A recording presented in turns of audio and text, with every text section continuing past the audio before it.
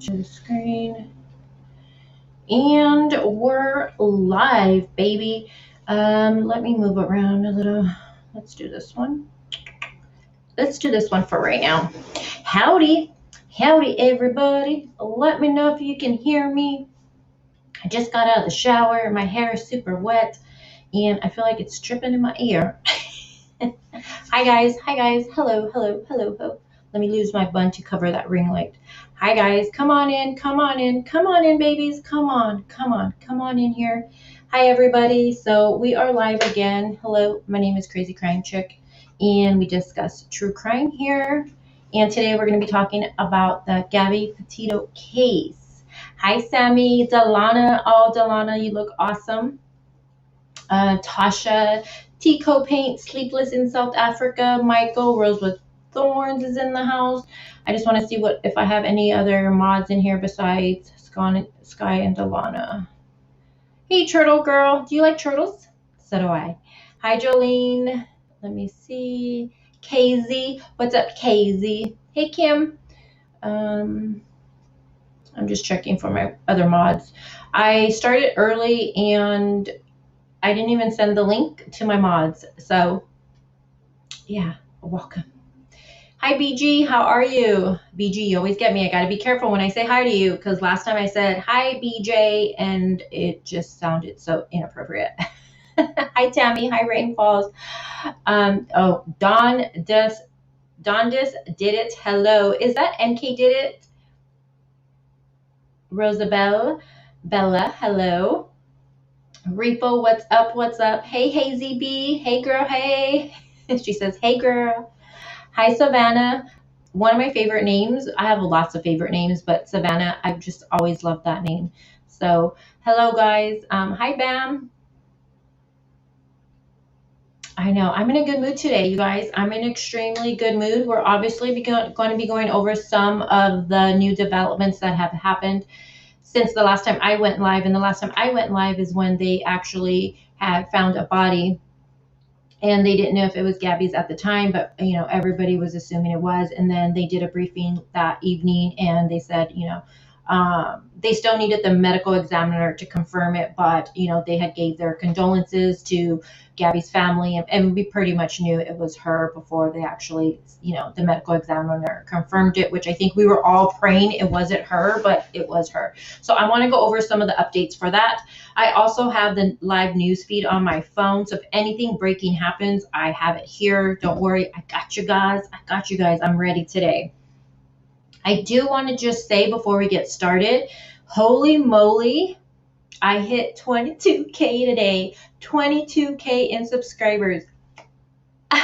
What in the actual freak? What? Oh my gosh, you guys. I text my boyfriend. I was telling some of my friends. I've been smiling all morning. I hit 20K on Monday. I think it was Monday I sent it to Sky and to Amanda. And we were like, fuck, what the hell? Like, we were just so tripping over it. And now I'm at 22. And I'm like, oh my gosh. So thank you guys. And I know I'll say about that 2K is coming for the Gabby case. And I just want to say thank you guys for choosing my channel to subscribe to. But not only that, just know in advance that I do discuss other cases here. It's not just strictly Gabby behind the scenes. I am looking into, I do talk about Summer Wells, Michael Vaughn, the two women, Crystal and Kylan, that was a married couple in Mohawk that, they were murdered at the campsite. I behind the scenes, that's the case I'm like deep into looking at. I've been putting off that video just because it's the first time I've ever done a video where I want to make sure I do justice by the father. So I'm like really nervous with it. So it's just taking me a little longer, but just thank you guys. Thank you so much. Next month we're going to do a big giveaway. I think it was last month we did one for the members, but let's do one for everyone, subscribers and members. So next month I'll plan it out. We'll do a huge giveaway and just a celebration for sure next month. So just thank you guys. That's all I got to say is thank you so freaking much. Also, celebrating today is John's birthday. So everyone give it up for my mod, my good friend John. It's his birthday today. It's his birthday. It's his birthday. So we got a birthday boy in the house. John, do you want to tell us how old you are? I don't know. Some people get kind of like, I ain't saying how old I am. So I don't know. But it's his birthday. So happy birthday. I hope it's filled with blessings, and if you can enjoy a piece of cake, have cake. Not sure if your health or your diet allows it, but you know, cake is everything on a birthday. I don't care about presents. All I want is my cake. So, and John, all morning, you guys, I've been singing that song. How does it go? It's all I want for my birthday is, how's it go? All I want for my birthday is a big booty hoe. Is that how it goes? Am I singing it right? So good mood in today. So those are celebrations today. All right. So while you guys are all dropping John a happy birthday, we do know that when it comes to, let me make it like that. So you guys, there you go. We do know, and I'm going to flip on my side. We do know that unfortunately the body that was found, I'm going to just zoom it up a little bit. The body that was found on Sunday, the 19th, was confirmed to be Gabby. So I thought I would start off with just doing this update. This was released yesterday, and we don't know the cause of death yet. And I thought for sure we would have gotten that. I know we wouldn't get the full report yet because that does take time. But I thought like we would get at least the cause, but I guess they're going to wait till it's complete. Everything's 100% completed, which with this case, and it's such a high profile case, I totally understand that, but I'm definitely keeping a lookout for that. I'm constantly checking to see if they've given us anything when it comes to the cause of death. There's a lot of speculation going on with, you know, what possibly could have happened. And if you guys want, maybe in a little bit, we'll discuss that. But right now, I kind of want to go over just some of the facts with this case and some of the updates. So I'm going to just start reading this right here. Again, this was from yesterday. And just know they were searching still today for Brian. They're still looking for him. And let me see. I know WFLA was live earlier. They're not live right now. So usually that's who I check for. Oh, they're live right now. Yeah, so they're doing still. I have it up on my here at the I have it up on my phone. So let me pull that up really quick. Let me see what they're saying. Is it still live? Yeah. So what they're doing is they're just showing the search for Brian right now. They're bringing in, it looks like boats they're bringing in. If that's what I see right there. I'll read this and then I'll go and I'll pull that up so we can look for that.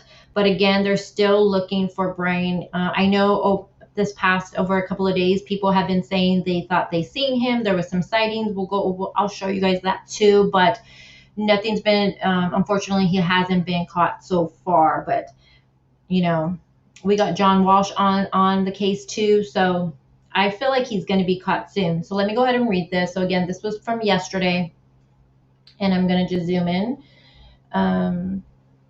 Okay, so it says investigation from the FBI Denver field office. It's Wyoming resident agencies, the National Park Services, U.S. Forest Services, Teton County Sheriff's Office, Teton County Sheriff and Rescue, Jackson Police Department participated. So all of those agencies participated in a search for evidence in a remote area of the Grand Teton National Park and the Bridger Teton National Forest. Now, on Sunday, we know September 19, 2021, there were human remains that were located and recovered consistent with the description of Gabby Petito. Now, it says that the remains were transported to the Teton County Coroner's Office for forensics and examination to confirm identity and determine the manner and cause of death. Now, I'm just moving some stuff around. Now it says that the Teton County Coroner, Dr. Brent Blue, confirmed the remains are those of Gabrielle Venota, I think I said that correctly. Petito, her date of birth we know is March 19th, 1999. She was 22 years old. The coroner Blue's initial determination for the manner of death is homicide. Now, it does say that the cause of death, now that's going to remain pending until the final autopsy. The FBI commitment to justice is at the forefront of each and every investigation, said FBI Denver Special Agent in Charge, Michael Schneider. Now, the FBI and our partners remain dedicated to ensuring anyone responsible for complicit in Miss Petito's death is held accountable for their actions. Now, I thought that was interesting that they put that in there pretty much, if Brian is involved or anybody else that may have helped or helped Brian out to covering up is going to be held accountable. And I thought that was like, was that like something, for Brian's family? I don't know. It goes on to say that Mr. Brian Laundrie has been named a person of interest. Now, a lot of people are wondering why is he still a person of interest? And I don't know why, to be honest with you. Maybe you guys know. I don't know. Now, it does go on to say, he was, the person that, went on this trip with her. He comes back, she doesn't. And people are like, well, how do we know that he was the last one to see her? Well, we don't know anything because he hasn't said anything. He's on the run. He's running. So he's hiding out and he's running from the law. So I don't know. I'm not a rocket science, but yeah, that's kind of screams guilt to me. But it does go on to say Mr. Laundrie has been named a person of interest. Anyone with information concerning Mr. Laundrie's role in this matter or his current whereabouts should contact the FBI. Now there's still, hold on, there's still, it says, oh, I had to go smaller and I can barely see. Can I make this bigger? Hold on, guys. No, don't do that. All right, and let me see.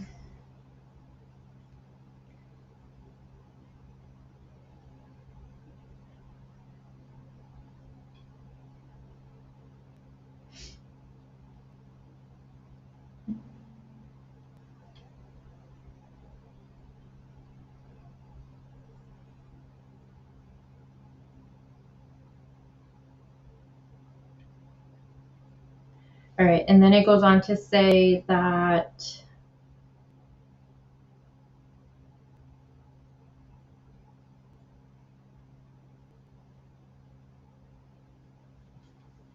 hold on, I gotta zoom in. Now it says the forensic search has concluded of the Spread Creek dispersed camping area, and law enforcement has released the area. Now, a lot of people are wondering why did they release it so soon? They did what they had to do, and they got everything out there. They released it, and some people are wondering why. If remember with the Chris Watts case too, they released the house. Gosh, how fast did they release the house? Right away too with that one. Now it does go on to say the FBI, now they're still seeking information, you guys. So anyone who utilized the Spread Creek dispersed camping area, now they're asking for the dates between August 27th through the 30th of this year, who may have had contact with Ms. Petito or Mr. Laundrie. So anyone that's talked to them between those dates or who may seen the vehicle. So they're still asking for that to come forward. The Spread Creek dispersed camping area is located within the Bridger Teton National Park on the east boundary of Grand Teton National Park in Wyoming, and it's just as to look at the map. Now, it does say for anyone that wants to submit photos or even digital, like with audio or anything. So photos and details, please see the FBI seeking information posting for Gabby. Now, you can submit things online at tips.fbi.gov or by phone 1-800-CALL-FBI. So we do know now that Gabby, those were her remains. It isn't the outcome we wanted, but at least the only thing I can tell people is at least now the family have her. They don't physically have her, but they know where she's at. Not knowing where your child is at or if they're suffering is, I can't even imagine what they're going through with that.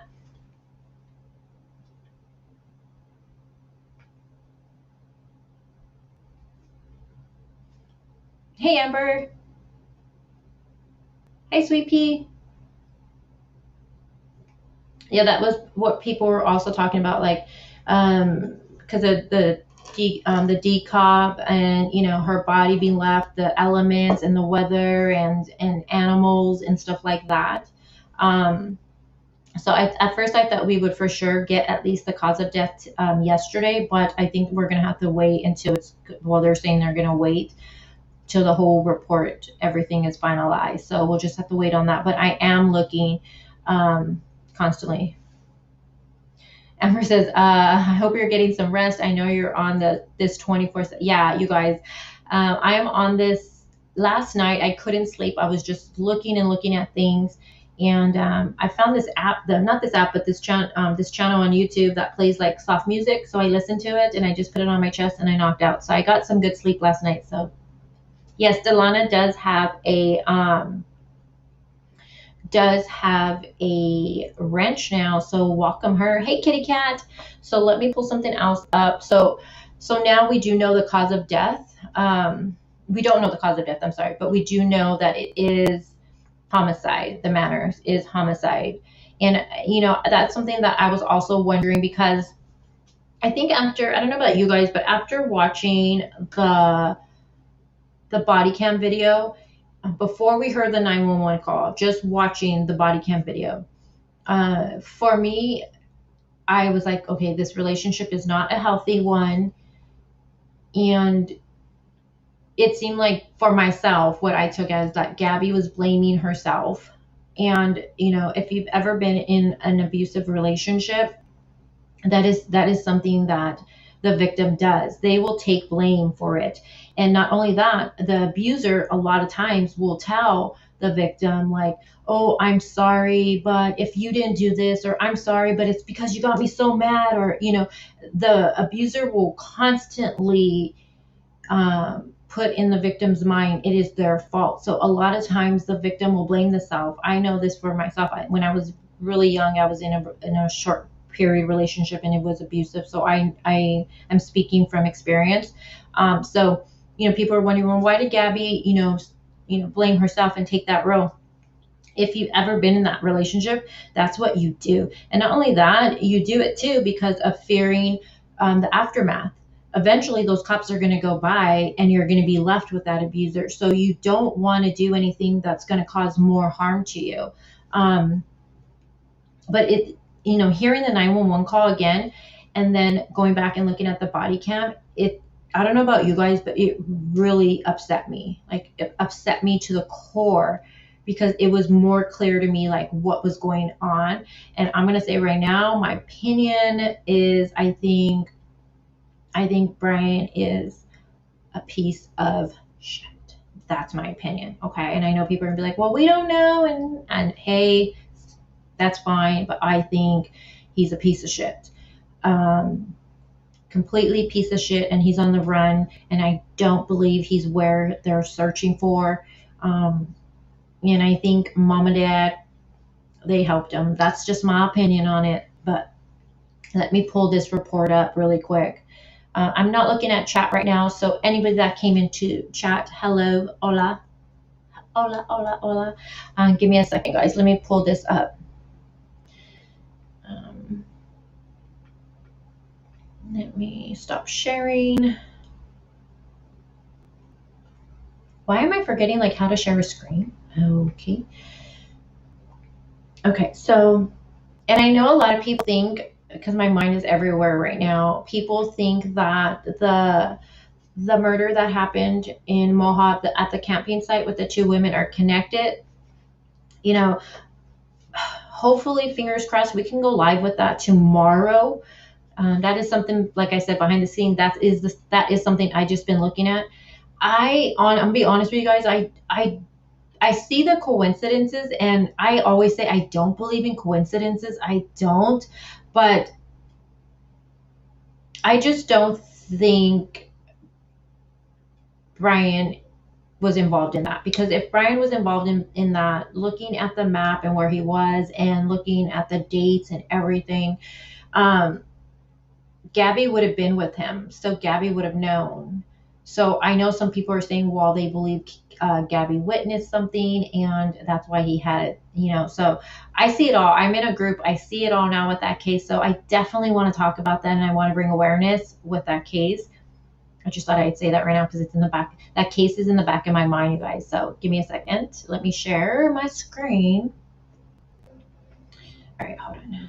And I know law enforcement has come out and said it wasn't related. Let me tell you, her father, Kylan's father, is really upset by that because he's wondering, he's not getting anything from law enforcement, and he's frustrated, and he's saying, okay, it's not connected. Well, who did this to his daughter and his daughter's wife? And he's made a lot of Facebook posts. He's really upset by it. Definitely there needs to be more coverage on it. And if anything, I got 22 subscribers now. I got 22 subscribers. I got 22K subscribers. So I'm going to utilize that, and I'm going to bring awareness for that man because he needs it, and he's asking for it. And I look at his photo all the time, and he is broken. So just know, you guys, expect to see a lot about that case. Come one, guys. What do you mean, Paul? Come on, guys. I just seen a thing pop up. Oh, we'll talk about that. Are you talking about the Stan? We're going to talk about that. The text from the August 27th, I think you're talking about. All right, let me share this because these are some things I do want to go over with you guys really quick. Hold on. All right, so now this is going to be, and again, you guys, just so you know, if anything breaking happens right now, I know they're still searching for Brian. I do have on my phone WFLA. That's the channel that I 100% respect.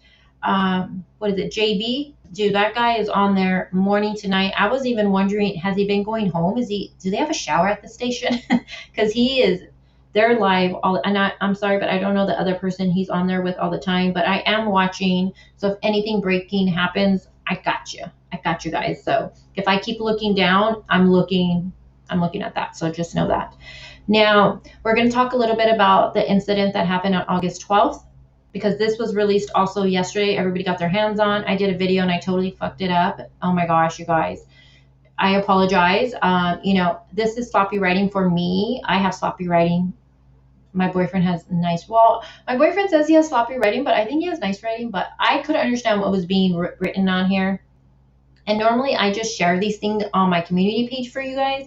But you guys always tell me, never fails. I can't see it. So now I'm starting, just to read it to you guys. But like I said, some of this I could understand. So we're going to read it together right now. Let me know what you guys see for some of these words.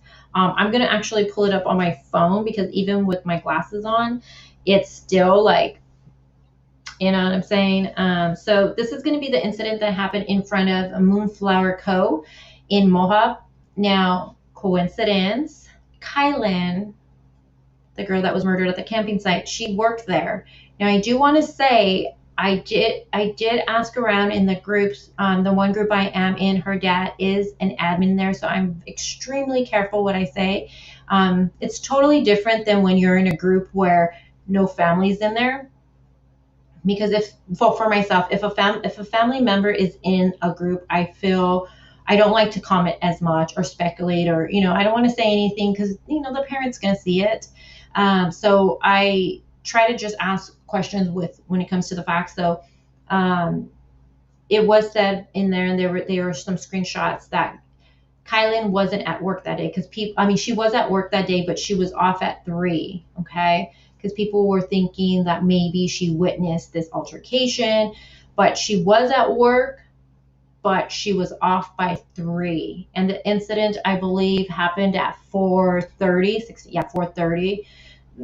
Was she hanging around and witness? She could have, but then again, there's no record that she spoke with police. Okay, so I think that's important to say. There were 2 murders in the area prior to, yes, Paul, and not solved.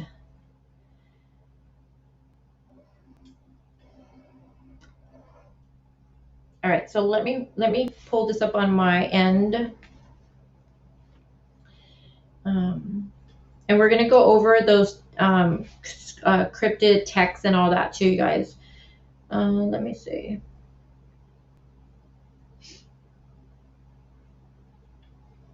All right, here we go. All right, so let me make this a little bigger for you. Kitty cat, why wouldn't, hold on, why wouldn't the 911 operator tell the responding officer what the witness said about Brian hitting her? That is a really good question, Kitty cat, and thank you so much for your super chat, love. I don't know. You know what? Maybe someone's in a dispatch right here with us. I have a friend that actually does that for Los Angeles. I should have messaged her and asked her about that. And I didn't even think about it till you just said that right now. I don't know. But didn't one of the officers say something about what was called in? See, I don't know how this got missed. I don't understand how the 911 call got missed, because it's completely different than what this witness said. And now this witness right here does state that he did see someone call the police. But I don't know why it didn't get put, to be honest with you. And that's very upsetting.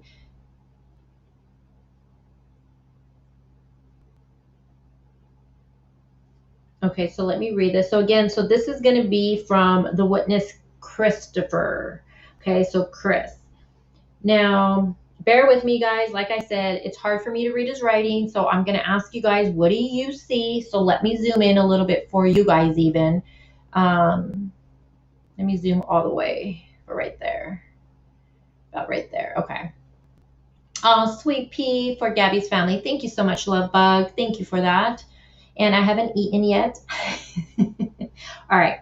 So again, this is going to be the incident that was from the Mohawk incident. And so that was in front of Moonflower. Now again, Kylan did work there. She was at work that day, but was off by 3. Now this incident is, it says at 4, I believe it was 4:30. So at approximately 4:30 p.m., I arrived at Moonflower. While standing on the south side of the street, I observed a man and woman appeared to have some sort of dispute. They were talking aggressively at each other, and something seemed off. At one point, they were sort of fighting over a phone. I think that's they. They were sort of fighting over a phone.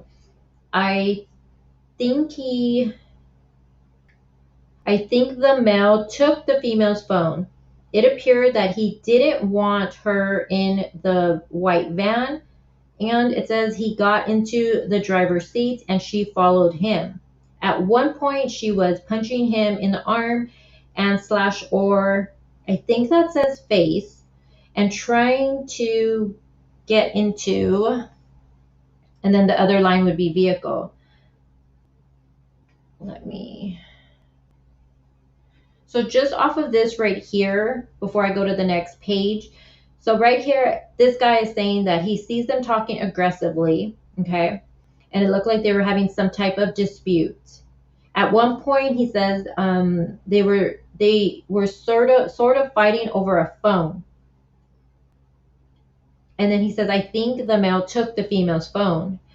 And so Brian has Gabby's phone, and that's probably what started the argument. Also, remember, she says she was working on her website, and Brian also mentioned on the body cam how they were at that, I think he said a coffee spot, and they were there for a while. So I'm thinking, did that irritate Brian that Gabby was, trying to work on her website and it's taking a little longer? And I wonder if that started. She was, and she was on her phone. And then he didn't want to let her in the van. So, reading this, and I'm gonna go to the next page, again, what happens a lot too when you're in these type of relationship, again, I'm going to speak from my own personal experience. You put up with so much shit, and I want you guys to see me while I'm saying this. You put up with so much shit when you're in this type of relationship, not just mental abuse, but the physical abuse. I felt like for myself, and this is from my own experience with it when I was younger, I feel like the physical abuse wasn't as bad as the mental abuse. The mental abuse is what really weighs you down. I'm speaking for myself, you guys. And the physical abuse you get, if it's frequent, you become where you're just, someone always, just imagine someone always talking shit to you, always putting you down, always saying it's your fault.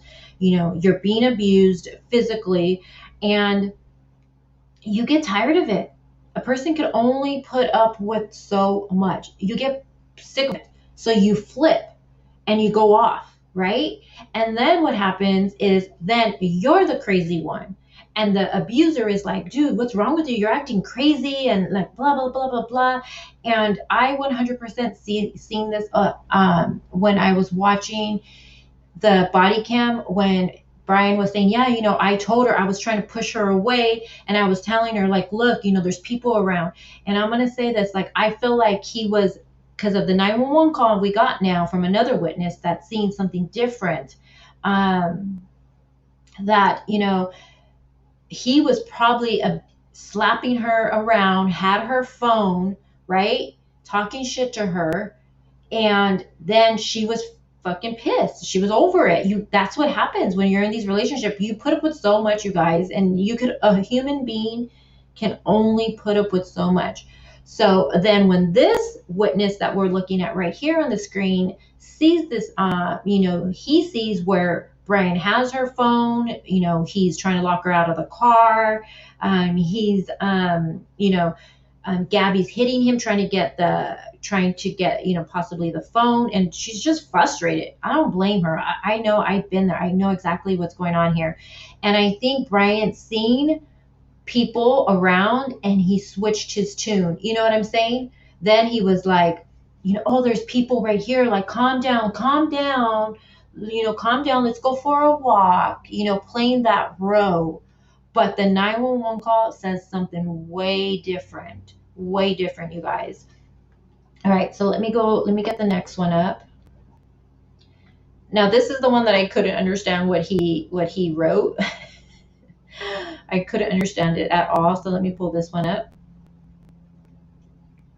Okay, hold on. Hold on. And I seen someone say like, oh, like, I'm sorry I went through that. You guys, I've been through so much stuff in my life. But you know what? Whatever you go through, it makes you stronger. It makes you stronger, and it makes you who you are. I am never the victim. I don't ever see myself as a victim for anything. For anything. Let me share this one now. Okay, so let me stop sharing that one really quick.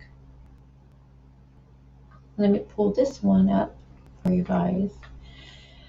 How are you guys doing in chat? I'm not even really looking at the chat right now, so I do apologize.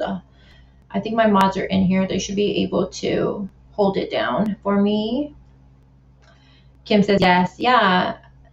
If you guys don't mind, sharing this, type of 1, put a 1 if you feel comfortable. If you feel comfortable. If you've been in a abusive relationship, whether it was mental or physical, put a 1. I was in mine when I was younger, I wasn't in there long, and one thing was this person, he would tell me constantly, and he would make you feel guilty. He would make me feel guilty for anything that I succeeded at.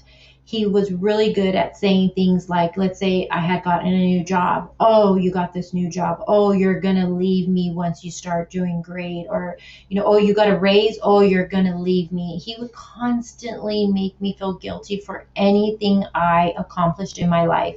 And I wonder if Brian was jealous of accomplishments and put Gabby down, and made her feel guilty for anything that she succeeded in life. Like she had to incorporate him in that accomplishment. And I see that in the photo, especially the one that everyone thinks Brian wrote, the one that has all of those, not hashtags, but they have like, they tag him. I think one of them has like 4 tags with his name on there. And I think Brian told Gabby what to write. I think it was a way of like her having to include him in those photos. Do you see what I'm saying? Like she had to include him in everything. And that's so typical when it comes to these type of relationships, you guys. Now that after that 911 call, it's just like a lot, like I'm just seeing it all like so much clearer, like so much clearer now. All right, let me pull up, I think it's this one. All right, hold on. Let me see what you guys are saying. Okay, yeah, here we go. I see someone.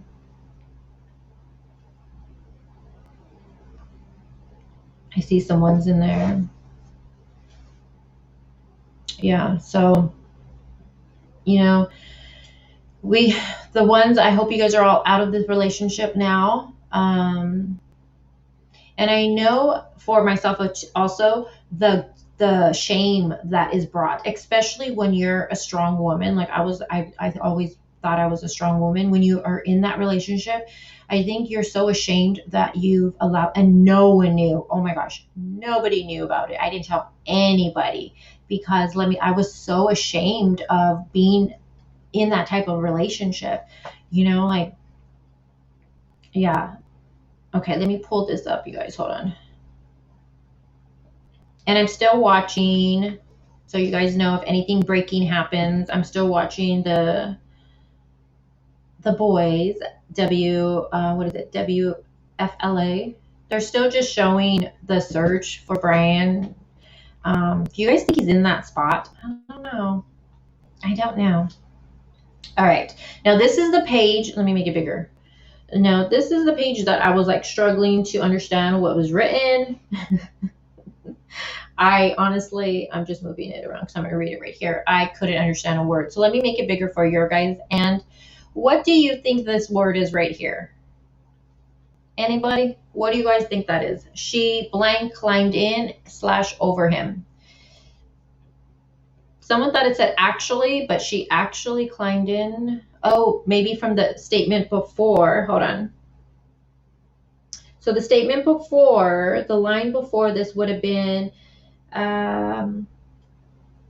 let's see. It appeared that he didn't want her in the white van. He got into the driver's seat. She followed him. At one point, she was punching him in the arm and / or face and trying to get into the van. Okay, so yeah, it would make sense. So that looks like actually. No, I think it's actually. So then it says she actually climbed in. So yeah, I don't know.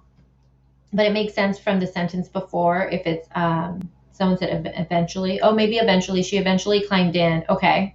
So we'll go with eventually because I see a lot of people saying that. Someone said physically. See, you guys, I don't know. All right, we're going to say physically. Okay, so maybe physically. She physically climbed in, okay, / over him.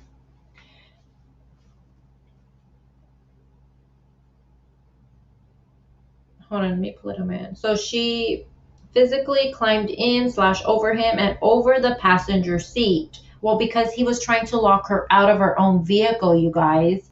So she tried to get herself in there. Man, Amanda was saying it. I remember last time we talked about this. Amanda's like, "Oh, lock me out of my car." No, ain't gonna happen. Like, don't lock that's her vehicle. How are you going to lock her out of her own goddamn vehicle? You get out of the vehicle and you come the fuck down. How about that? How about them apples? And then it says, I heard her say, why do you have to be so mean? And then I wasn't sure how serious this was. It was hard to tell if they were sort of play fighting. But from my point of view, something definitely didn't seem right. It was as if the guy was trying to, oh my God, you guys, I totally thought that said love her. And I was so freaking wrong. It says leave her and maybe take her phone. So this guy is saying that it looked like Brian was trying to get in that vehicle and drive off, pretty much is what he's saying. Brian was trying to drive off with her van without her and take her phone. And even Gabby said that she was, thinking he was going to leave her. I wonder if this is something he's done before. Like, just take off and leave her somewhere. And I'm like, no, what the, ugh. All right. Then he says, not sure, but wanted to help out. I noticed another person had called this in, and as I left the store, I noticed a police officer, and then he says he gave his information to this officer. So based off of this witness statement, he's saying that they were, talking aggressively to each other, and it looked like Brian, he doesn't say Brian, but it looks like, we know it was Brian. So it looked like Brian was, trying to take her phone and lock her out of the car and drive off pretty much. And she was upset over it. Obviously, understandably upset over it, fighting back, trying to get her phone from him. And this is what this witness said. And this is what was related to the officers. And I don't understand how the 911 call never made it to the officers. I do not understand how that never got to them, because that is a total different story. And I'm going to play that for you guys right now. Hold on. Let me pull that up.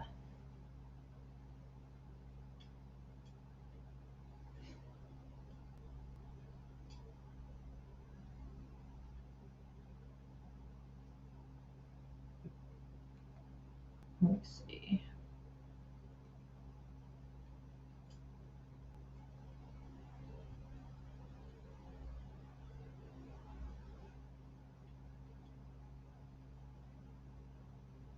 And I'm just going to play it from my phone so you guys can hear it. Let's see, would it be this one? Okay, hold on. Let me put it by, hold on. Hi, can you hear me, sir? Hi, can you hear me, sir? Yeah, I hear you. Hi, I'm calling, I'm right on the corner of Main Street by Moonflower, and we're driving by, and I'd like to report a domestic dispute. Florida with a white van, Florida license plate, white van, gentleman, 5-6 years. They just drove off. They're going down Main Street. They made a right onto Main Street from Moonflower. So what were they doing? Operative, but what did you say? What were they doing? We drove by and the gentleman was slapping the girl. He was slapping her? Yes, and then we stopped. They ran up and down the sidewalk. He proceeded to hit her, hopped in the car, and they drove off. Okay, you said it's a white van? White van. I give you the license plate. Give me 1 sec. I took a picture of it. What kind of white van? Does anyone else think like this operator seems bothered that he's getting the call? Is it just me? He just seems bothered by like he has to take this phone call. I don't know. So the guy's saying that he's seeing that this guy is slapping her. Like a big one? It was a smaller van with the license plate. It was white, Florida license plate QFC G03. It was, the make was a Ford, model was Transit, black ladder on the passenger side. Black ladder, passenger side. White Ford Transit. White Ford Transit. Okay, what's your name? And where did they, so they turned, they headed south on Main Street from Moonflower Market? Correct. They made a right turn. Also, they went north. North. Yeah, so I'm not from around here. Okay, you're right there by the post office? Right across the street, yep. Okay, and when they turned onto Main Street, they went right or left? Right. Right, so they went north. North on Main. All right, I will let somebody know. Thank you. Yeah, no worries. Bye. Hello, So completely two different stories, right?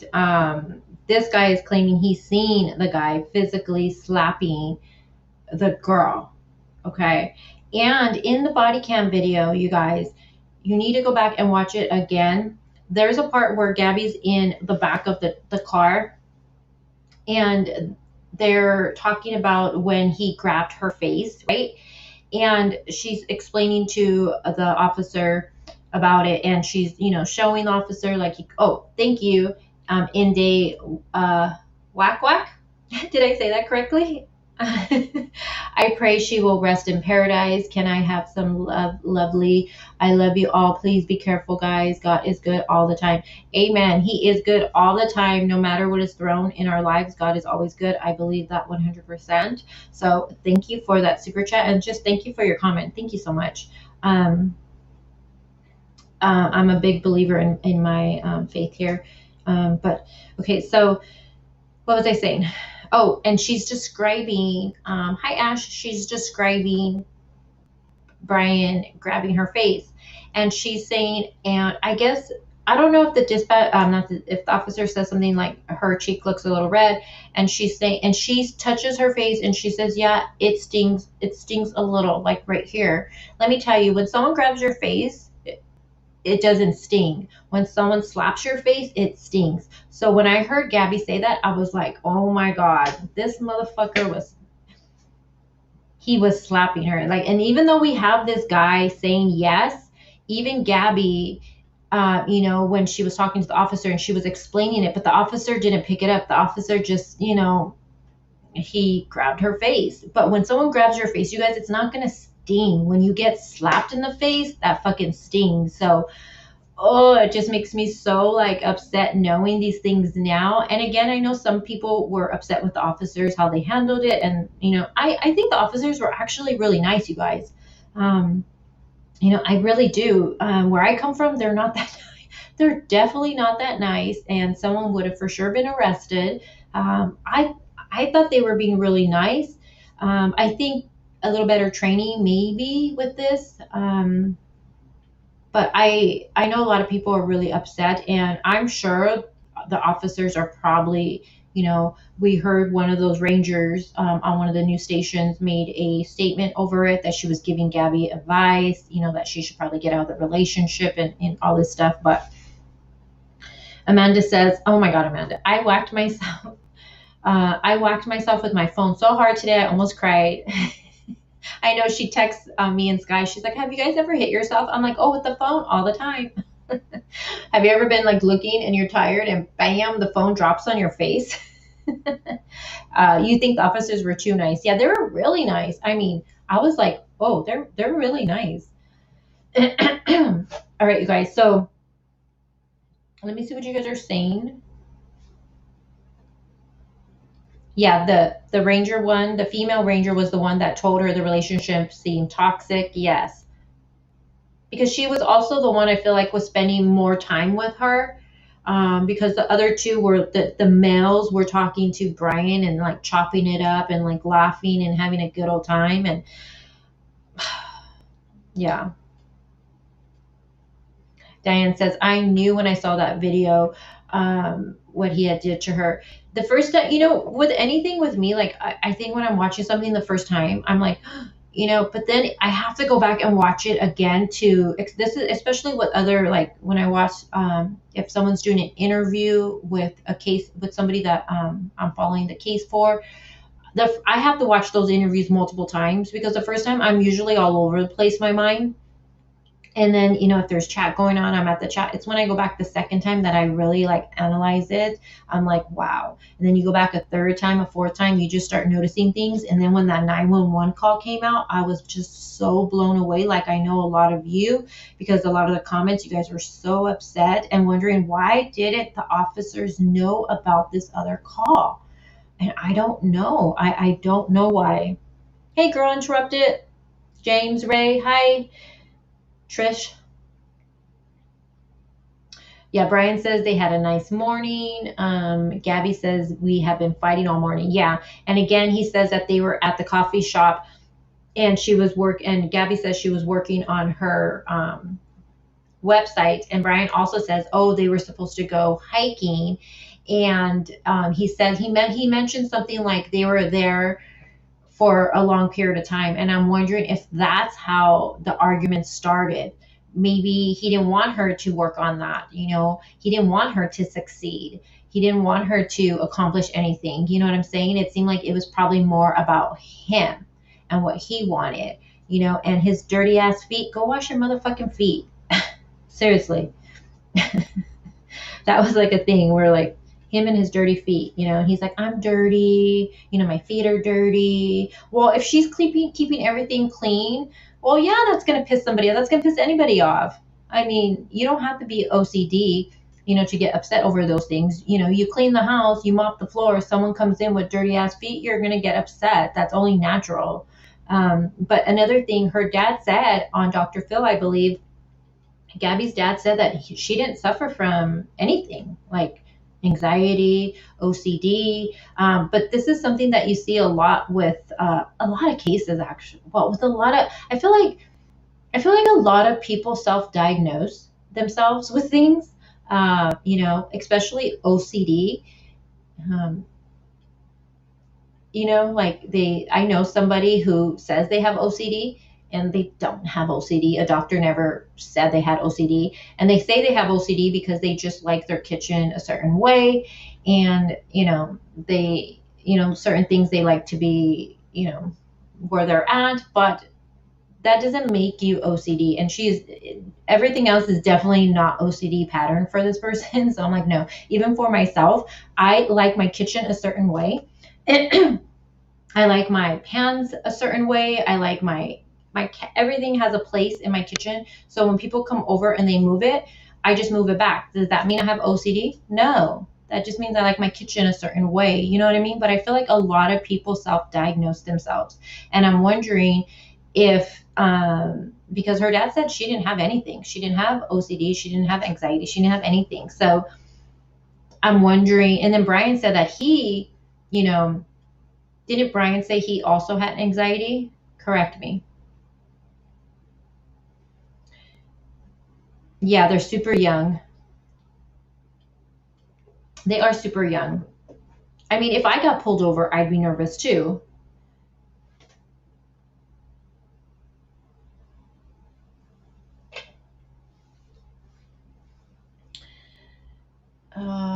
Where did that comment go? Someone said they watched the body cam right now. Where did that comment go? Oh, hey, Mike dropping, Mom. Hey, what's up, love?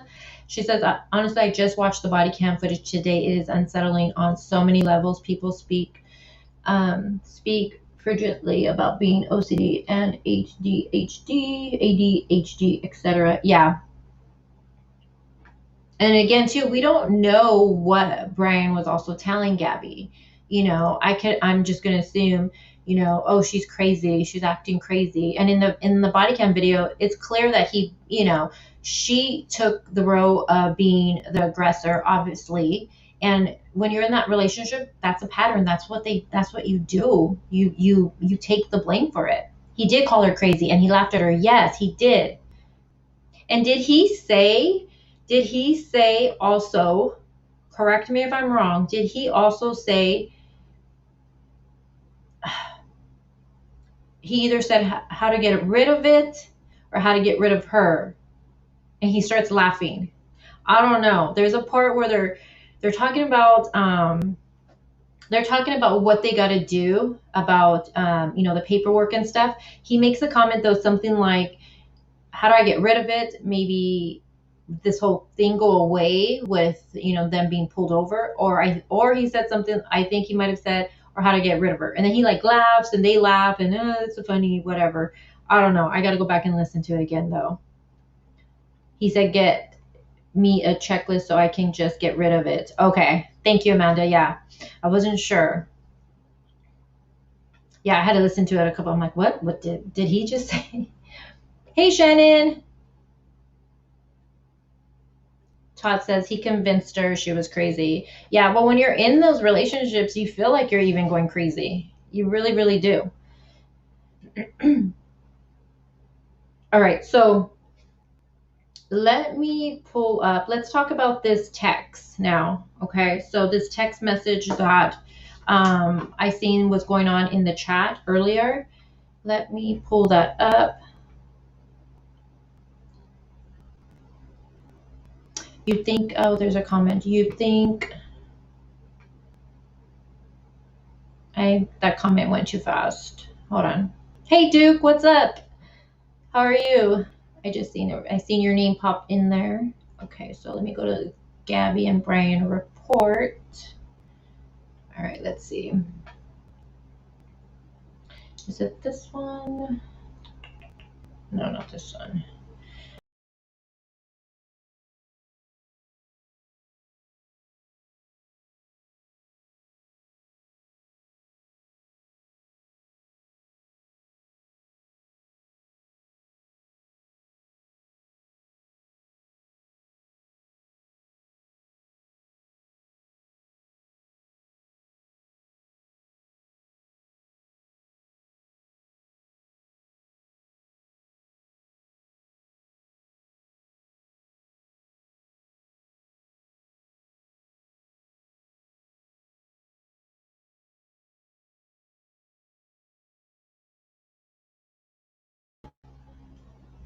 Did I just boot myself out of my own stream right now? Sorry, guys. Hold on, I think I did. Hold on. All right, let me share my screen. I'm just going to move some stuff around. I have too much going on my end. Hold on.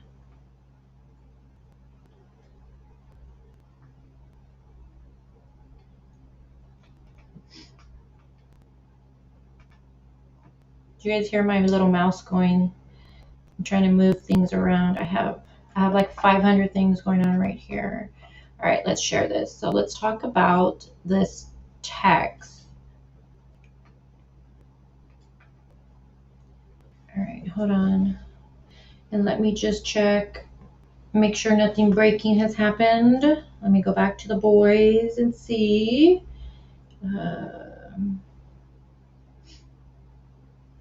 Drinking water here. Yeah, there's okay. So nothing. No, they're still just showing them searching for Brian. Okay. Yeah, please be kind in chat, you guys. I'm not gonna look at it. All right. Can you guys see that? Let me take that off the screen. Hey, Kay's in the house. You know what? I was gonna go live later, Kay. Thank you, love, for the super sticker. But I remember last time when I went live, you were saying it was late for you. So I was like, I'm going to stick to my day live. I'm not going to go later. So me being live early is for you, just so you know. All right, so let me scroll down really quick. What you guys are looking at is going to be the search warrant for their computer. I was seeing yesterday somebody was asking, well, where's Gabby's computer? Law enforcement has that. It was inside the van and they got their hands on it. So they got that. So this is the warrant for that stuff, for the electronics. Let me go. Okay, so right here, can you guys, let me make that bigger for you. Hold on. Let me, how do you zoom in? I'm trying to see. Oh, never mind. It's gonna have to stay like that. Yes, Amber. Yeah, if you want, I'll send you this so you can see it. Amber, I can send it to you. I want to share it in the groups, but I don't know. For some reason, it doesn't allow me to share these things in the groups. I don't know why. It doesn't. It'll say the file is too big, so I don't know. Okay, so hey Zen, dang, I fell asleep. I'll catch up. Well, sleep is important, so make sure you get your rest. Hey Carrie, I'm seeing some of you guys pop in. Peggy, Autumn, hi guys. All right. So on August 27th, right here, it says, let me move my mic around. Hold on. So it says on August 27th, 2021, the subject's mother, Nicole, she received that odd text from the subject from Gabby. Now the text message said, "Can you help Stan? I just keep getting his voicemails and missed calls." The reference to Stan was regarding her grandfather, but per the mother, she never calls him Stan. The mother was concerned that something was wrong with her daughter. So I was thinking about this a lot because people were thinking that the Stan was cryptic. And can someone drop what Stan means? I know there was some kind of code or something, and I can't remember what it was.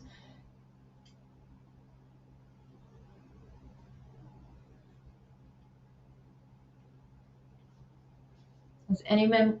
I know someone does. Delana's probably going to know it. I'm looking at chat to see. And all I ask is you guys be respectful in chat, please. Yes, C-Pup. I seen that, and I'm going to play that after. I do want to play that. That was awesome. I never even thought of that. Seek the authorities now. So at first I was thinking, why would Gabby send this to her mom? Was she trying to send her mom a code or something? But then I thought, this wouldn't be alarming enough for the mom to call law enforcement, right? So I was like, well, conflicted on like, why would she send this? And then I thought maybe Brian sent it.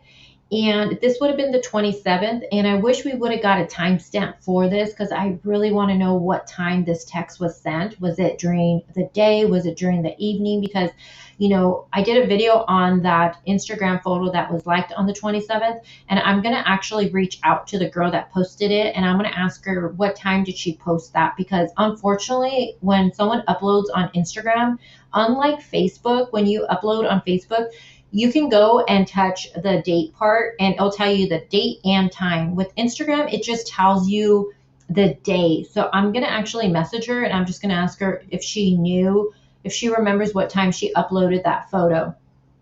Because Gabby liked that photo. And I think it was Gabby that liked it because of the pattern on that girl's Instagram. Gabby liked almost all of her photos for like a while.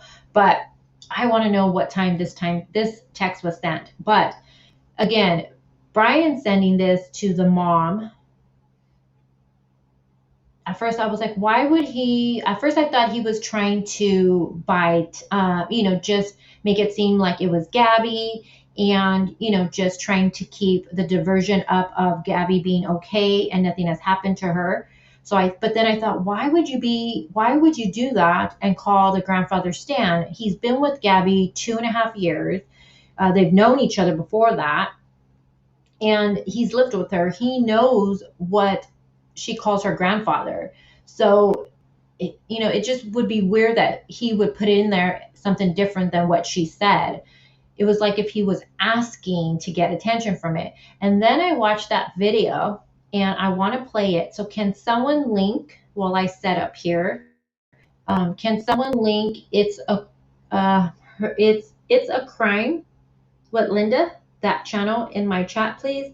I'm going to play a video she did. It's not long, it's a short video.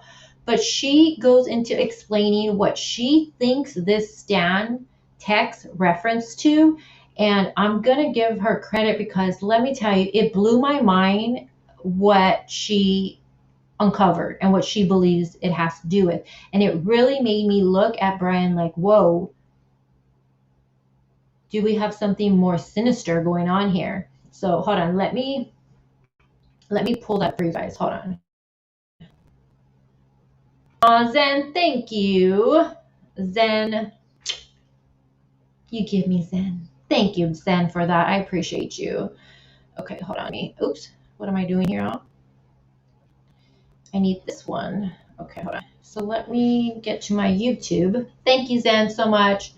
You make sure you get some sleep, Zen. All right, let me pull that up on my end. Did anybody watch that video that It's a Crime did? I want to make sure I'm saying the name. It blew my mind. I seen it last night and I was like, whoa, that's crazy.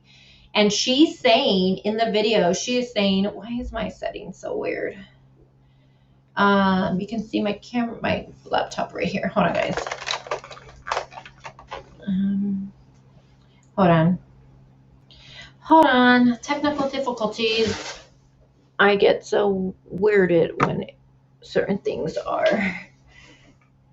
Hold on. Let me see. There you go. Yeah, that was weird. All right, let me see. Hold on. But she's Linda, that's her name, the one behind the channel. She believes that it was like a message he was sending out, kind of like almost a confession of what he did. Really creepy. I gotta play it. Hold on, let me get to it. I think the best attorney. And I wonder if the attorney, I seen a comment about the attorney. You know how he didn't do a statement after speaking with the FBI. That's what we were told. They did release the Laundrie family. I don't know if you guys seen it. They did release a statement. Let me get to it. Let me read you what the statement was. And again, nothing breaking so far in case anything pops up. I'm looking again right there. But let me read you the statement. Okay, hold on.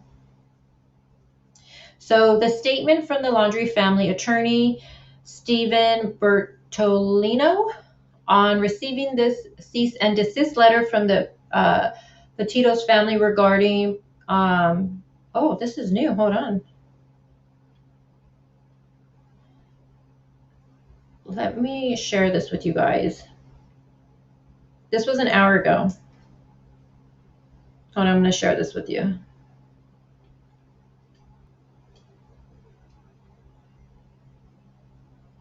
All right, hold on. Because if you're like me, I like visuals when I'm watching somebody. So let me send this real quick. I'll pull it up for you guys. All right. Bear with me, guys. It's windy outside here. It's kind of weird. So it looks like Gabby's family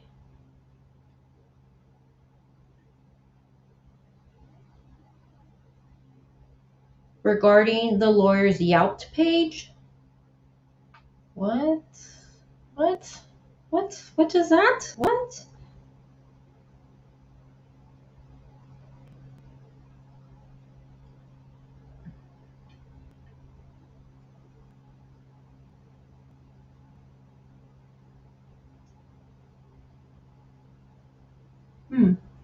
Hold on, let me pull it up for you guys. Now we're gonna have to go look up but he pulled the Yelp page down. I was like, Amanda, can you pull that up? He pulled it down. All right, let me share this. All right.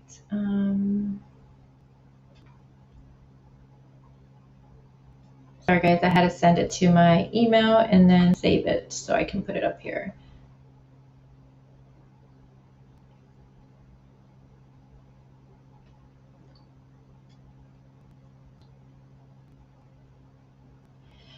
Oh, look at me, I look like a hot mess.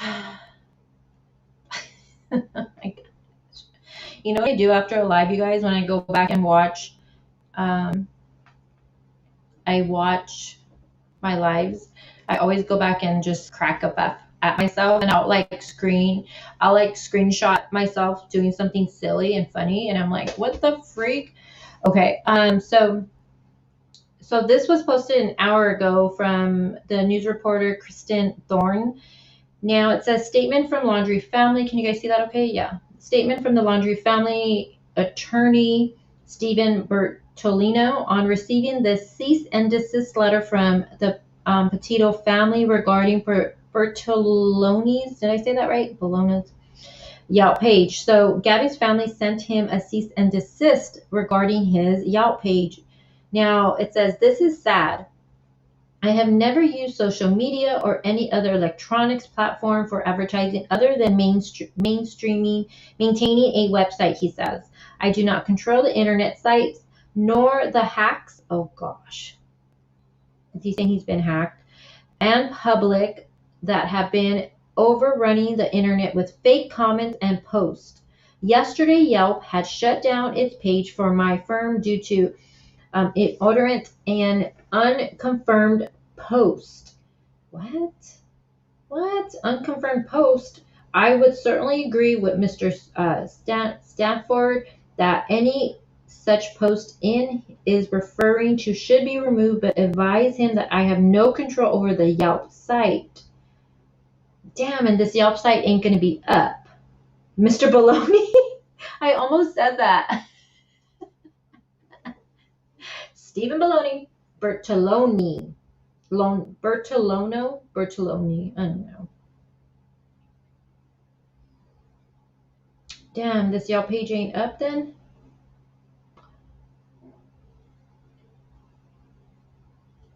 Amanda, yeah, can you check it? See? Amanda said, I'm going to troll it. So that was a statement. That wasn't the statement I was looking for right now.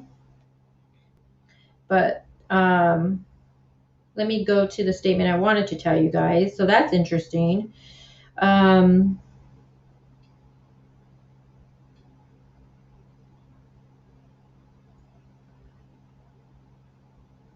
Oh, okay. So then this also, I'm going to read, this is the actual, what they sent the lawyer, what Gabby's family sent the lawyer.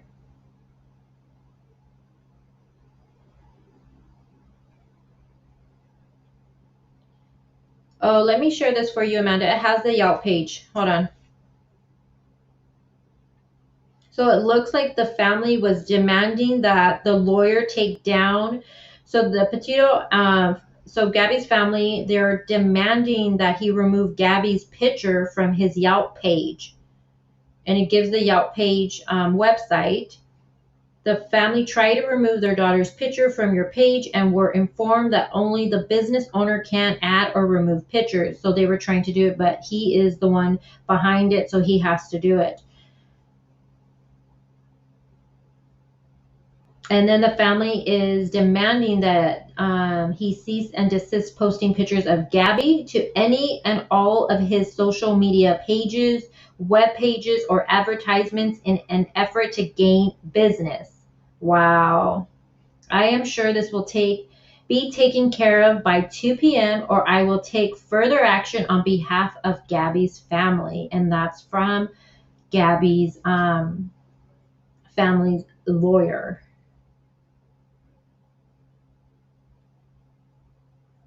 Here, Amanda, I'm going to message you that photo. Hold on. So you can, I don't think it's going to be, I sent it to you, Amanda. I don't think it's going to be, wow. Imagine him having her photo on, what? I'd be pissed too. I'd be really pissed. Who's lying? Meg?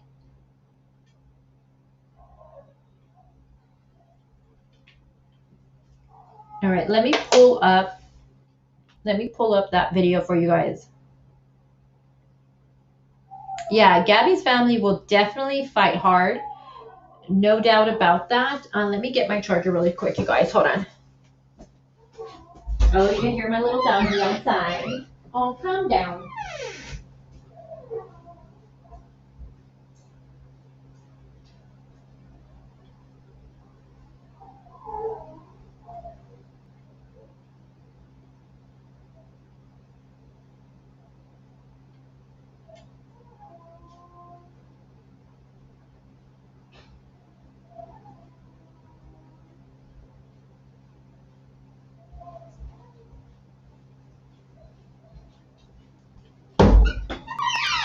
All right, I'm back. I had to get a charger. My phone is always dying. You know, I don't know if you guys can hear the doggy in the background. We're actually dog sitting, and it's a hound dog, so he howls. I put them out though for a while I'm live. All right, let me.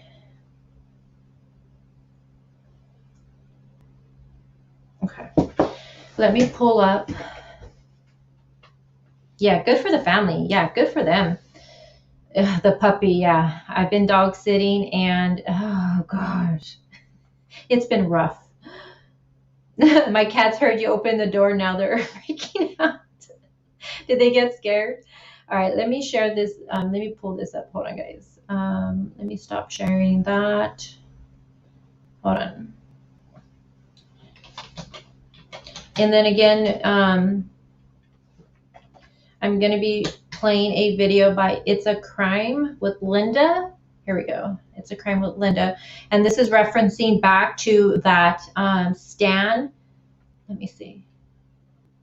That Stan text, the one I wrote it down. So, can you help me, Stan? I just keep getting his. In the last couple of days, I've been thinking about. I just keep getting his voicemails and missed calls. So, okay, hold on. Let me get to the video. So she did a video on this text, and I was blown away by it. Blown away by what she is saying. Okay, so let me share my screen really quick. Oh, you guys, I need to stop punching over. Oh, thank you, John. Birthday boy. It's John's birthday. All right. Share audio. Okay. Let's make that a little bigger. Here we go. So she's going to go ahead and explain what this Stan, is this the right? Yeah, what this Stan text message means to her. And I'm bowing my head down to her. She did amazing with this video. So let me play this real quick. You guys got to really pay attention to what she says.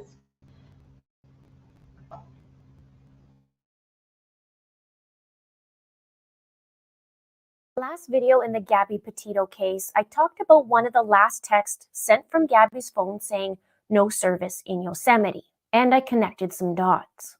I talked about the text perhaps being a tagline, not a text. After the video, people were making comments about another text that was made public, and that was on August 27th, 3 days before, which now makes things even more curious. The text read, "Can you help Stan? I just keep getting his voicemails and missed calls." Now, Gabby's mom said that Gabby's grandfather's name is Stan, but Gabby doesn't call him that. And the text was odd, just like the one 3 days after that. In the search warrant document, it says, on August 27, 2021, the subject's mother, Nicole Schmidt, received an odd text from the subject. The text message read, "Can you help Stan? I just keep getting his voicemails and missed calls." The reference to Stan was regarding her grandfather, but per her mother, she never calls him Stan. The mother was concerned that something was wrong with her daughter. And when I look at that phrase and break it down, there's a few things I notice. The full phrase says, "Can you help Stan? I just keep getting his voicemails and missed calls," which doesn't fully make sense if it's taken literally, just like the Yosemite text.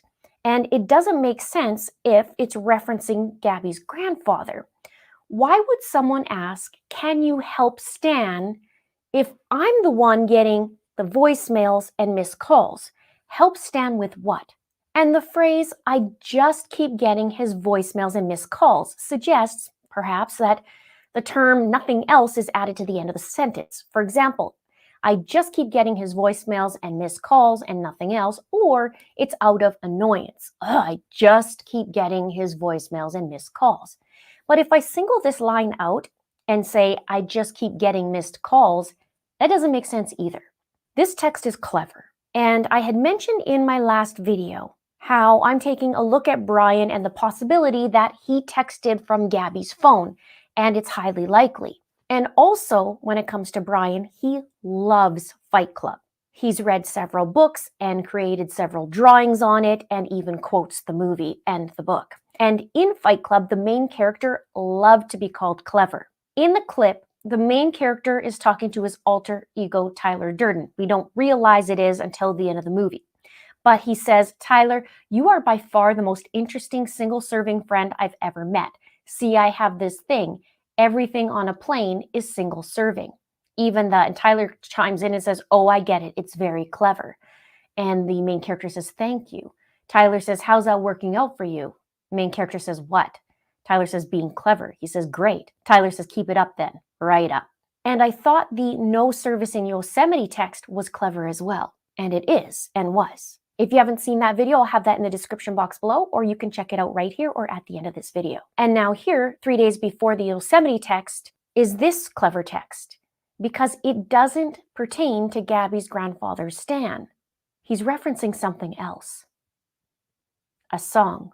In a song called Stan by Eminem, a guy named Stan was a fan of Eminem/Slim Shady. In the video, Stan wrote him letters, but he didn't get any back. And he grew more and more obsessed with Eminem. And at this time, Stan's girlfriend was pregnant. And as he grew more and more obsessed, he had pictures all over the room like a shrine. He dyed his hair like him, and he wanted to be like him and said he wanted to be with him. But one night, he doesn't write another letter. Instead, he does a recording while in a car, driving fast and drunk, and his pregnant girlfriend is in the trunk of the car. He drives off of a bridge into the water and kills her and himself. And according to the Urban Dictionary, Stan means a crazed or obsessed fan.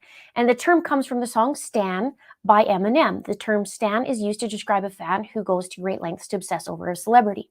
Now let's go over some of the words in the song. Stan writes to Slim, or Eminem.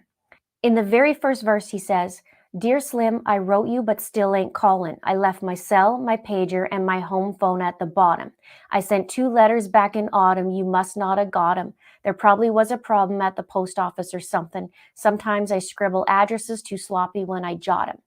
The second verse starts off, Dear Slim, you still ain't called or wrote. I hope you have a chance. I ain't mad. I just think it's effed up you don't answer fans. The next verse is where he doesn't write. This is where he records a message. In it, it says, Dear Mister, I'm too good to call or write my fans. This will be the last package I ever send your ass. It's been 6 months and still no word. I don't deserve it. I know you got my last 2 letters. I wrote the addresses on them perfect. So this is my cassette I'm sending you. I hope you'll hear it. I'm in the car right now. I'm doing 90 on the freeway. Hey, Slim, I drank a 5th of vodka. You dare me to drive. You know the song by Phil Collins, In the Air Tonight, about the guy who could have saved that other guy from drowning but didn't. Then Phil saw it all. Then at a show he found him. That's kind of how this is. You could have rescued me from drowning. Now it's too late. I'm on 1,000 downers. Now I'm drowsy. And all I wanted was a lousy letter or a call. I hope you know I ripped all of your pictures off the wall. I love you, Slim. We could have been together. Think about it. You ruined it now. I hope you can't sleep and you dream about it. And when you dream, I hope you can't sleep and you scream about it. I hope your conscience eats at you and you can't breathe without me. See, Slim? Shut up. I'm trying to talk. Hey, Slim, that's my girlfriend screaming in the trunk. But I didn't slit her throat. I just tied her up. See, I ain't like you. Because if she suffocates, she'll suffer more and then she'll die too. Well, gotta go. I'm almost at the bridge now. Oh, I forgot. How am I supposed to send this out? Slim writes back, and part of it says, I hope you get to read this letter. I just hope it reaches you in time. Before you hurt yourself, I think you'll be doing just fine. If you relax a little, I'm glad I inspire you. But Stan, why are you so mad? Trying to understand that I do want you as a fan. I just don't want you to do some crazy. I think this one on the news a couple weeks ago that made me sick. Some dude was drunk and drove his car over a bridge and had his girlfriend in the trunk and she was pregnant with his kid. And in the car they found a tape, but they didn't say who it was to. Come to think about it, his name was, it was you. Back again to the text. Can you help Stan? I just keep getting his voicemails and missed calls. Stan killed his girlfriend, who can only get missed calls and voicemails.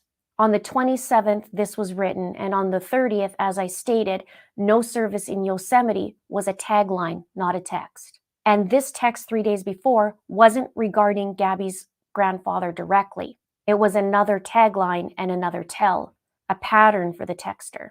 Can't get a hold of Gabby, there's no service. And the word Yosemite, which means to kill others. 2 confessions in 3 days, with kill as the common denominator and silence in both. Then I visited Spotify to double check. And on Nomadic Static's Spotify page, I looked at his playlist and also looked at people he's following. And sure enough, I found him. Eminem. Coincidence? I don't believe in coincidences. And looking at the timeline again, Gabby's van was spotted on the 27th of August between 6 or 6:30 p.m. at the Spread Creek dispersed camping area, which she was later found in, deceased. Other YouTubers point out that at the door of the van, it looked open in the footage, and then it went closed. And Gabby's flip-flops were in front of the door. Not sure if it was Gabby inside of the van or if it was Brian. Now, another person came forward and they said they spotted someone who they believe is Brian. That would be the 26th. And that was a few hours north at Yellowstone West in a bar called Bullwinkle's. It was around 10 p.m., he said, and even closer to midnight, Brian was still there. He said Brian said his name was Brian. He said he was from New York, and he was carrying a backpack. Now, my question is, was Brian drinking, and did he get drunk? I know in the body cam, Gabby said we don't drink. But Gabby's a nutritionist or was a nutritionist before, and she's very conscious of her health, so I get it. But we don't know if Brian just didn't drink while he was with Gabby, or he is drunk before, or he decided to go get drunk. We don't know.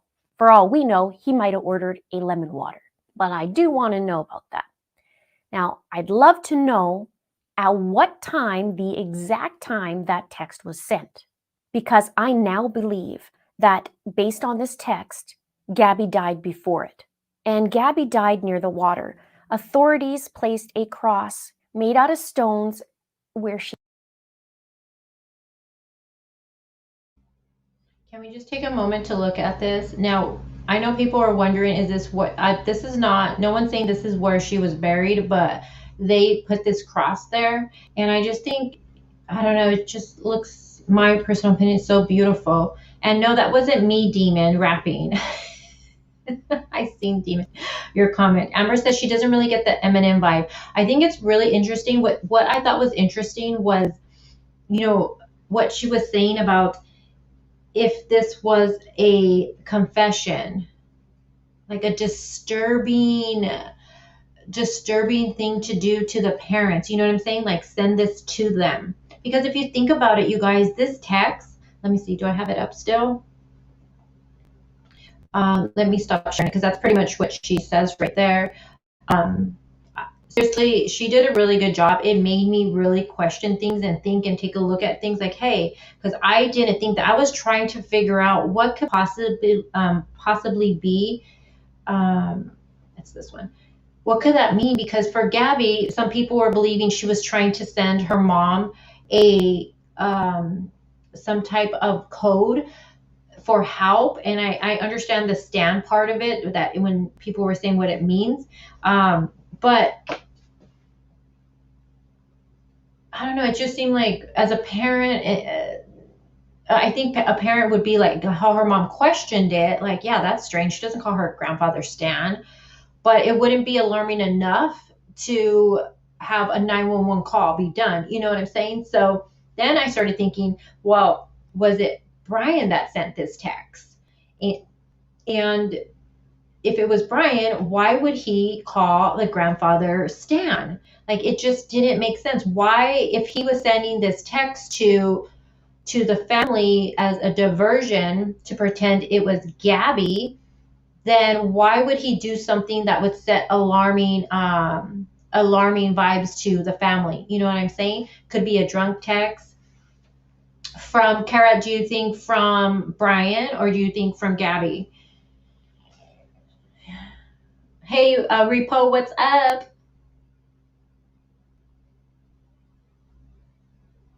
Yeah, Eminem being on his playlist for me wasn't alarming because I think a lot of people have Eminem on their playlist. That wasn't alarming to me. It was how she broke it down that made me really think like, Could it be something like that? Was he trying to send some kind of cryptic confession right here, taunting the family?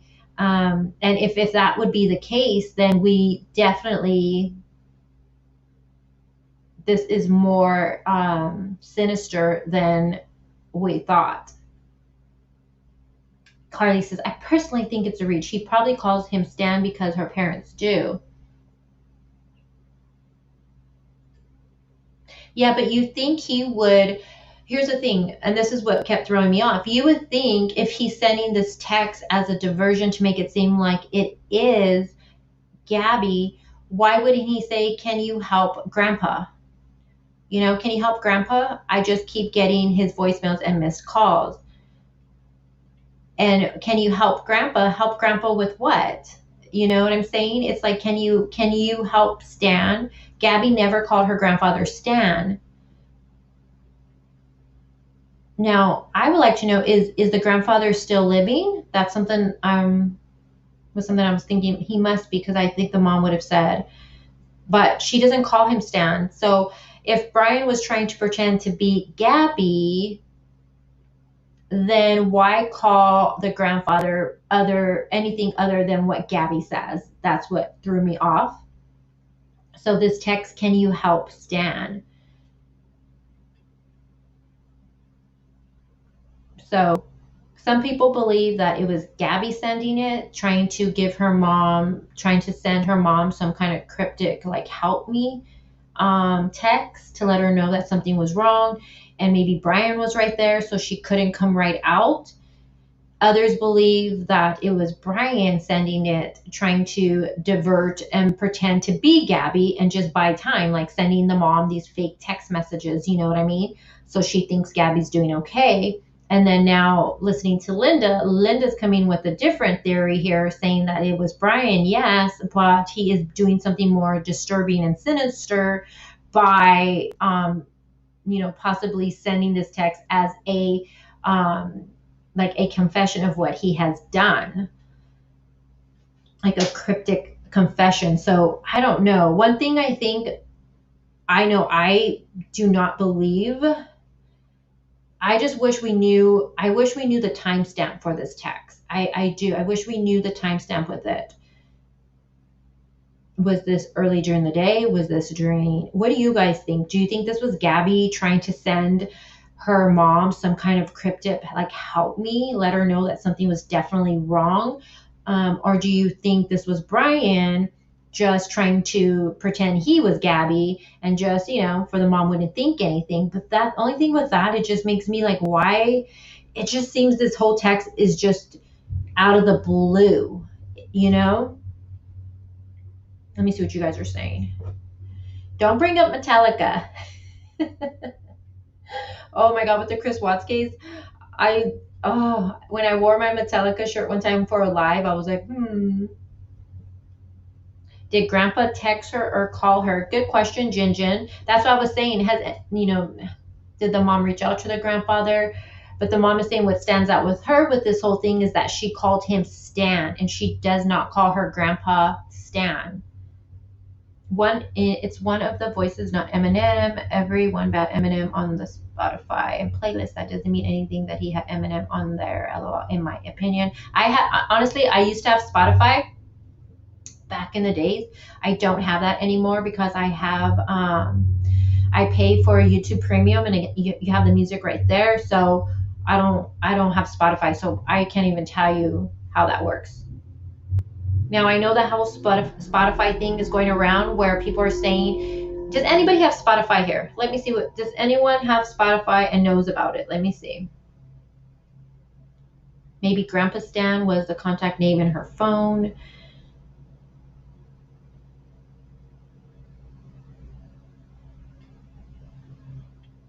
That could be.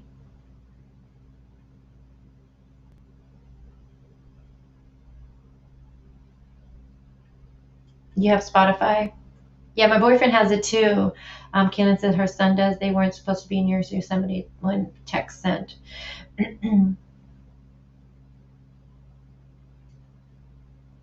So, okay, so one of the things that people are sharing right now in the Facebook group that I see, and I'm sure if you guys are in the Facebook group, you guys know what I'm talking about, is the Spotify account. They're saying that they're noticing things being deleted, like songs. Let me go to my Facebook and so I can see. Hold on. And someone had said when you start, I guess people are reporting this activity on the Spotify account with the music. And when you report, let me go in the groups so I can know what I'm saying. I believe, hold on.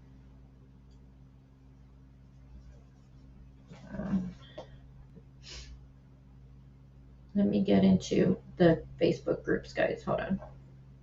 Because this is something that's been going on the groups for a minute now. And is the Spotify thing. Let me try this group.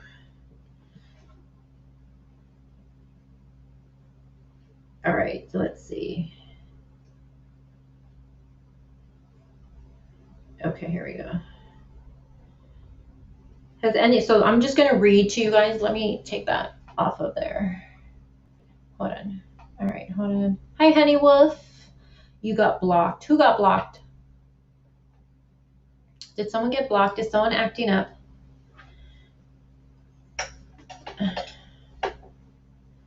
If he had anything to hide, he wouldn't have ran away and stayed hiding. Yeah, Jillian, I agree. Okay, so I'm just going to read you guys something that's been floating around because this Spotify account for the past few days has been a topic in the groups like crazy. Hey, Truth Seeker. How do you make your name like that? Okay, so look it. So has anyone, I'm going to read you a post. Has anyone noticed the playlist Self-Consumption now has no name? I looked it up this morning to find their Spotify initially, and now all of a sudden the title was removed.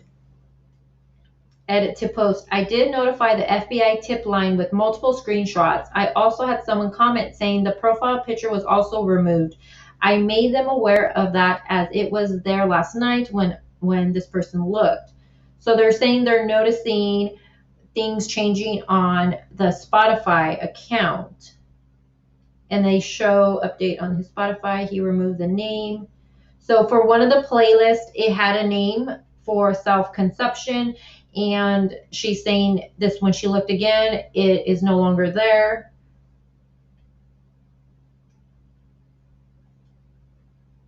Now let me see what people are saying.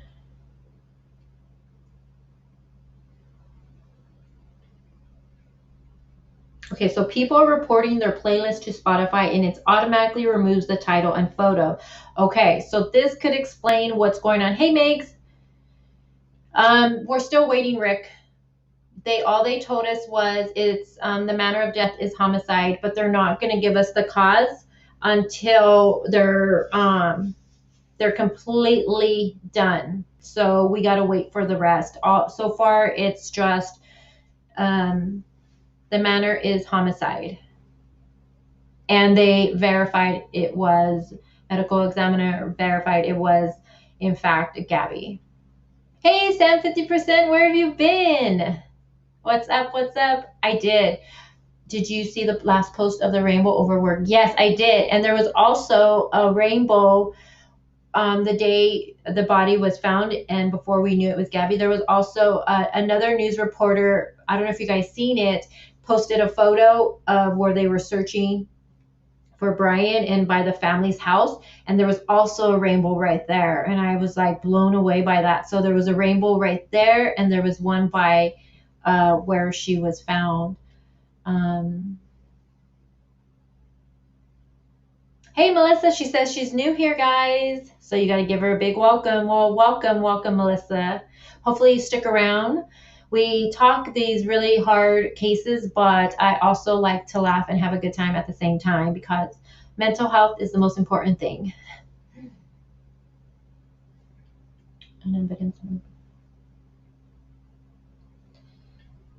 So yeah, so for the Spotify, you guys, someone put, and they actually Googled all this information, and they said when someone reports your playlist, so if people are reporting the playlist on their Spotify account for Brian's account, it will automatically remove the playlist bio, and playlist avatar, even if there is nothing that is breaking the rules of the user agreement policy.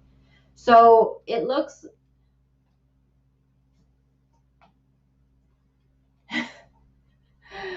no, is he being serious or he's lying?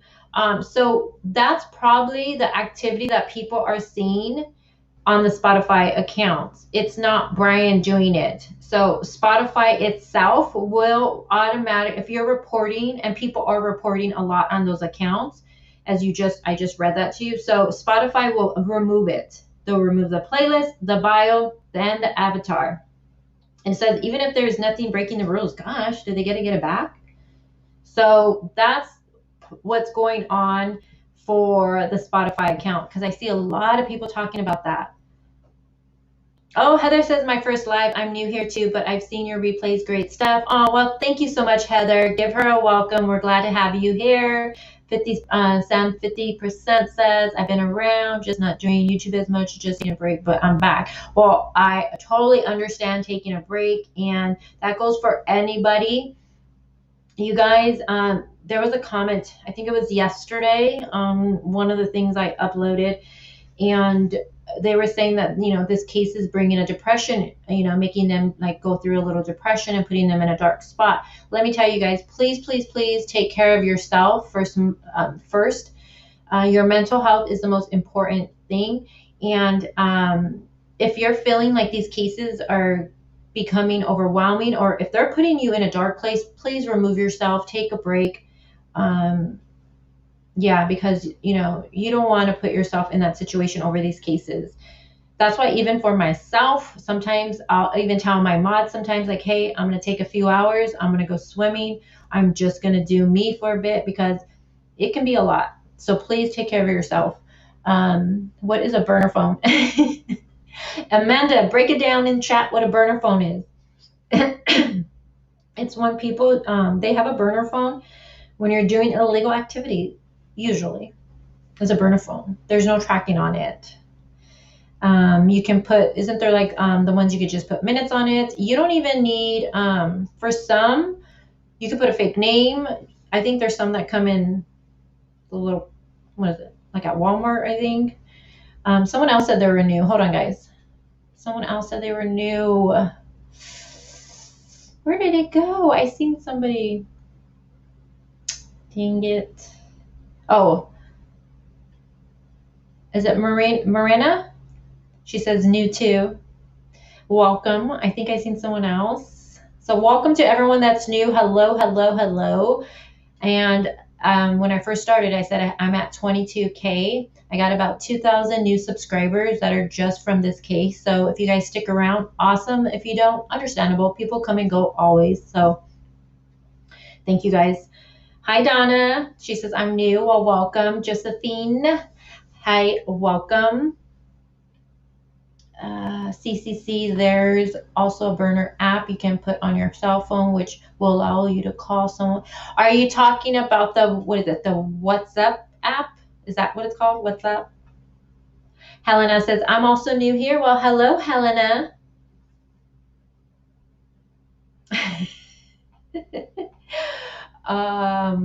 Demon says he's new here. Demon is not new here.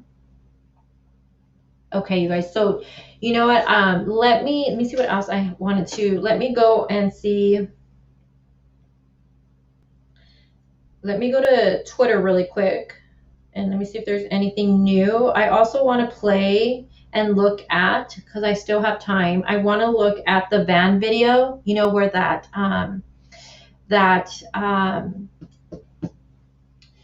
one YouTube channel, I guess they travel they vlog like their travels, and it's where they captured, everyone has seen it, it blew everyone away, the van. I want to go over that because I want to look at that with you guys. And Sam 50%, there you go. Thank you so much. Thank you. He's been around for a long time. Thank you, Sam. So thank you, thank you, thank you. And Demon has OnlyFans, he says. It's $100 a day. Okay, hold on. Hello from London. Well, hello, Nikita. Yeah, I hate autocorrect, you guys. If I ever, my autocorrect always does this. When I say love, it always puts live. And when I say Candace, it always says Canada or Candies. I do not know. Ask my mods when I'm texting them all the time. Candace, when we're talking about the Summer Wilds case, it always comes up as Candy or Canada. And when I say love, it always comes out as live. So I just leave it sometimes. I'm over it. Where's everyone from? Autumn says, I am from California, Southern California. You might know Los Angeles, but I lived everywhere out there. Whittier, Norwalk for a period of time. Southgate. I am 5'6" for sure.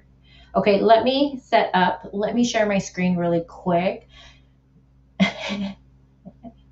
England. How's the weather? Canada. I always say this when Portland. I want to go to Portland, Oregon. Arizona. You're in Arizona, Nikki? Well, guess where I'm at right now, honey? Texas. Oh, I got a lot of Texans in here. I love my Texan people. Michigan, Tennessee. Hey, Shannon. Are you a Tennessee Titans fan? You've been to LA? Yeah, I'll be in LA next weekend. Yeah, I'll be out there. I have all my family. Everyone's out there. Washington State, Arkansas. Oh, A-Fox is new here. Where are you from, A-Fox? Australia, UK. Yeah, I used to go live later on, you guys, but I bumped it up. Ventura. What, San? I didn't know that. But I started bumping up my lives for my UK people, because I know when I would go live like at 6 or 7, it would be like, what, 4 a.m. for you guys or something like that. So I was like, and one of my mods is from, 2 of my mods now, actually. So I go live early, or for you guys, just know that, for all of you guys.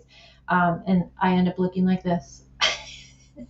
Who remembers when I used to go live at night? I used to look so put together. All right. Let me share my screen. I do want to watch this with you guys. Let me see. I'm going to go to my Twitter really quick and see if there's anything. For up to date, you guys, if you're on Twitter that are like this, the Kristen Thorne, she's on fire. Her updates are faster than anybody I follow. And I follow quite a few people, but her updates are before anybody. She's always the one putting the updates first.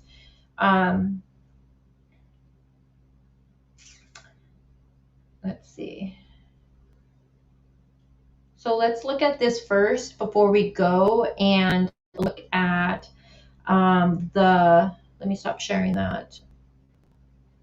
Hold on, guys. Let's look at some of the updates going on for today before we go and look at the van video, because I want to look at that with you guys. Your bad day is better than my bad.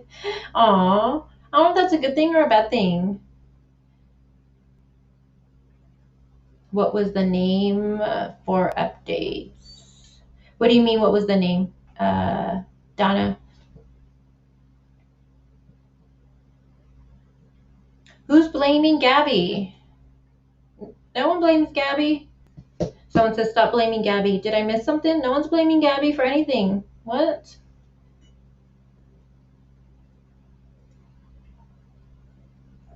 Now I'm looking at chat. No one's blaming Gabby. Yeah, I haven't seen anyone blame Gabby. Did I miss something? Let me know now, because if there's one thing we don't do here, and if you guys have been with me from the beginning, we don't victim bash whatsoever here. Not at all. So let me know if anybody is.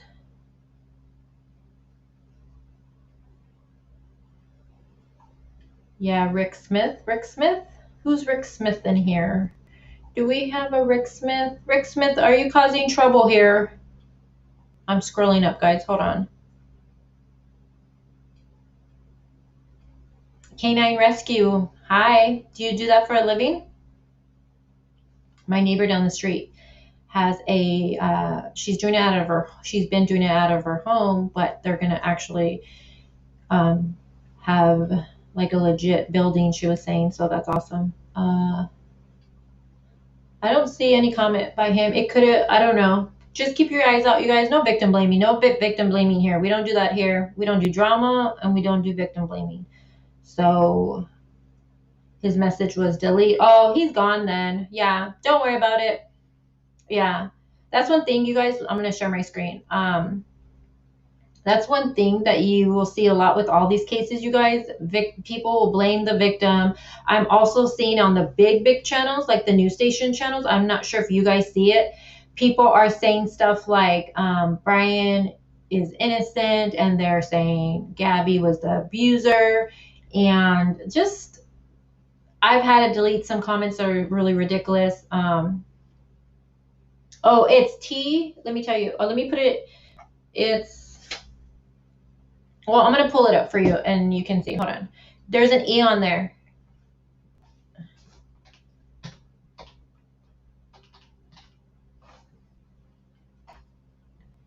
Hold on.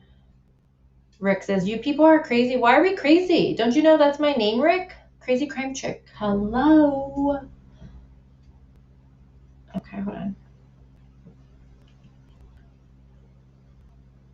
Oh, Caroline, you know, honestly, the case that I've seen it the worst with victim blaming, I'm not going to kid you guys.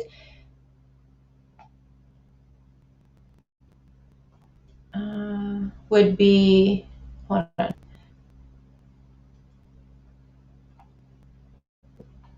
Why do I gotta, would be Tristan Bailey case. Sign up with your phone, or I'm already signed up.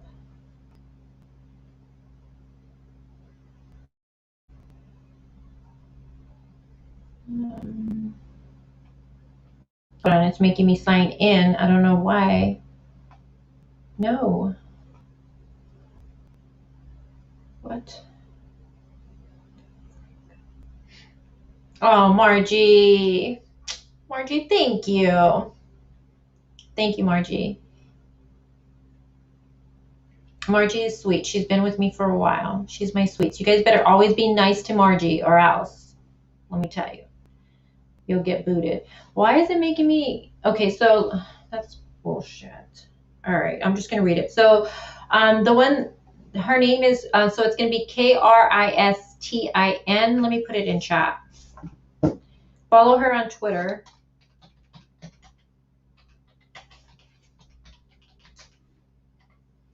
And it's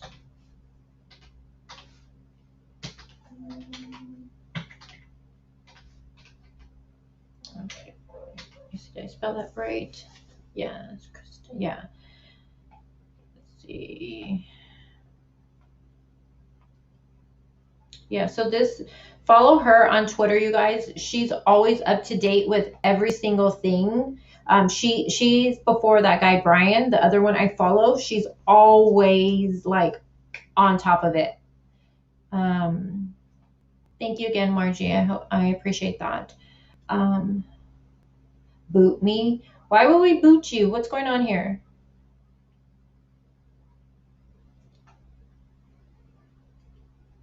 Yeah, you guys, emotions might be high. We don't do drama here. Just everyone. Yeah. If you think that Brian is the victim, that's your opinion and you're welcome to have it, but just don't bash Gabby.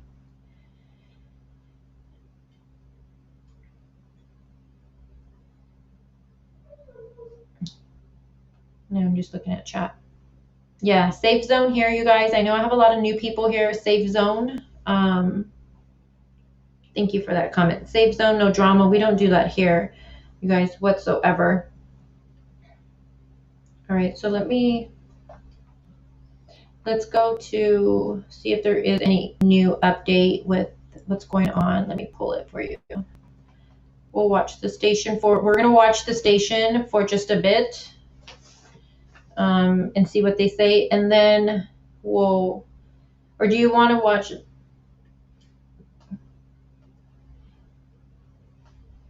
Hold on, guys.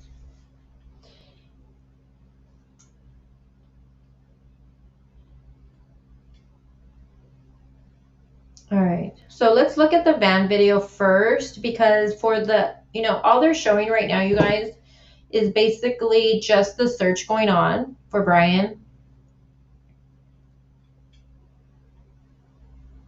Yeah, so let's watch this. Amanda's here. So Amanda, hold it down for me, please. I'm not looking at chat. Oh, let's talk about that too, Night Owl. The note left on the car. I actually did a video on that. Let's watch that really quick.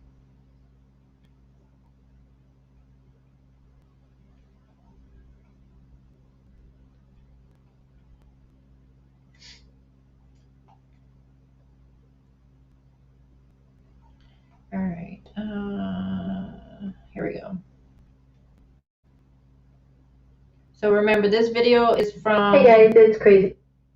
Hey guys, it's Crazy Crime Chick. This video was from September 30th, okay? So, ouch. Let me share. So this is going to talk about the note on the car. Also, how the family said that they left they went to, the Mustang was there on Tuesday, right? And then Brian went to go do his hike. And then the parents went to go retrieve the car. Well, they went to go look for Brian on Wednesday. And then they seen there's a note on this car, right? Nothing says anything about what was written on the note. And I know a lot of people are saying different things. We'll go over that in a bit. And then they leave the car there for him, for he could be able to go home. Then they go back the next day to retrieve it.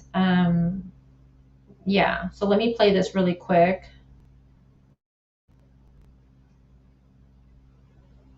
Yeah, some people say the note was from the park ranger. Other people are saying that's not true. Some people are saying that the parents left the note for Brian saying, don't hurt yourself. I know John Walsh said that. I don't know why he said that. I don't know if he heard that from an inside source or what, but did you guys hear that John had said that? John Walsh, when he was doing his interview, said something like, and the parents go and they leave a note for Brian not to hurt himself. And that, I was like, okay, didn't hear that. But I've heard that the Rangers left it. I've heard that towing company left a note. I heard that now from John Walsh saying the parents left this note for Brian. But there's been no confirmation what was actually on that note. Right? I know. How can you murder anybody? Well, pedophiles, I don't know about them.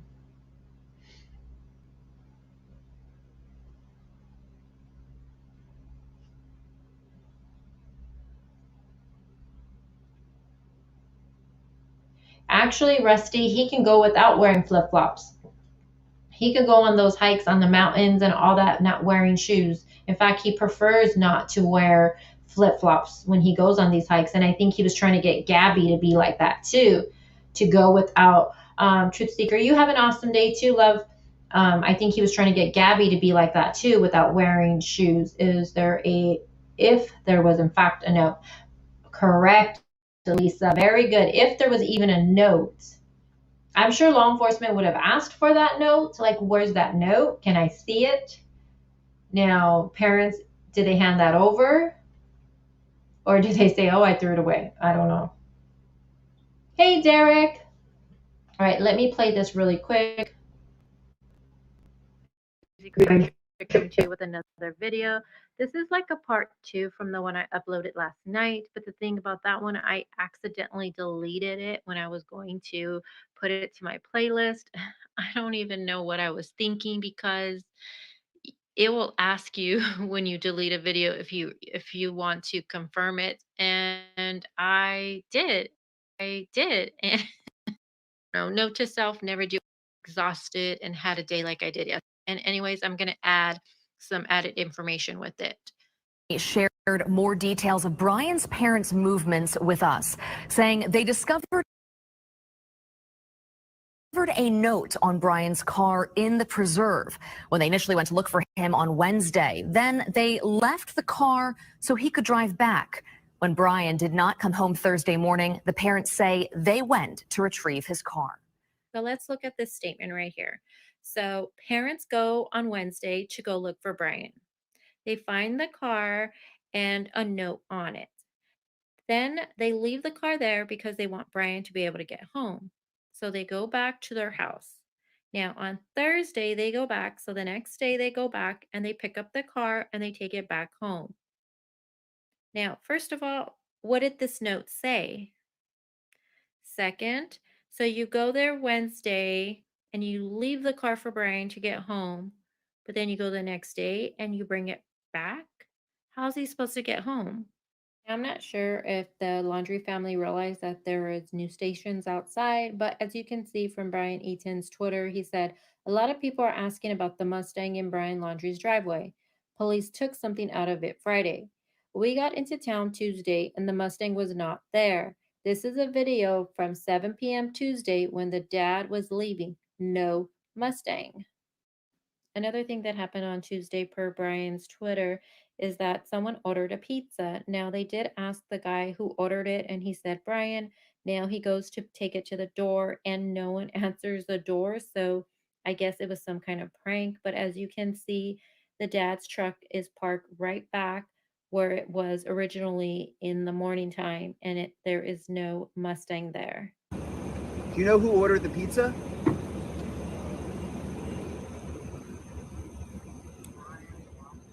Brian. And the last name?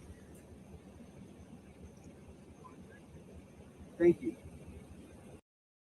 So as you can see, it says, and then the video is from Wednesday, and now you can see the Mustang in the driveway. The dad's truck is parked to the right now. They also did a video during Wednesday day per Brian's Twitter, and you can see the Mustang was there during the daytime also, and the red truck was parked exactly where you see it now. So going back and looking at the parent statement again, it says that they went on Wednesday looking for Brian and they found the note there. They decided to leave the vehicle there so Brian would be able to get back home. They go back the next day, which is Thursday, to retrieve it, and that's when they brought the vehicle to their house.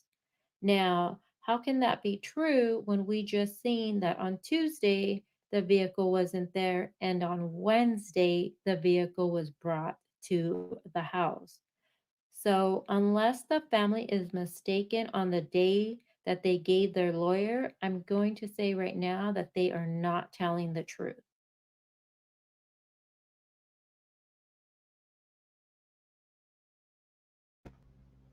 All right. So the thing with this whole note, and as you can see from what the news reporter Brian Eaton on his Twitter, they were recording things. So when they arrived there on Tuesday, let me see. When they arrived there on Tuesday, there was no Mustang there. Okay, no Mustang there on Tuesday.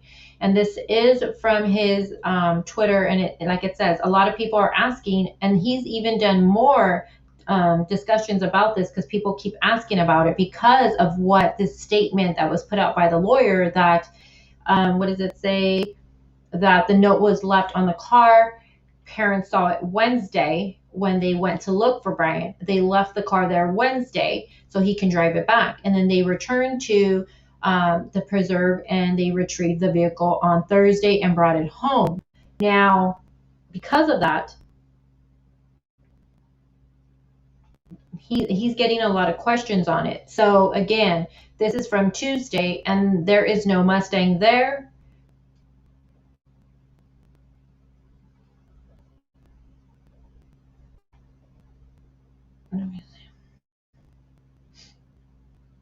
This is Tuesday night, someone doing a prank, a pizza prank. Someone did a prank on them.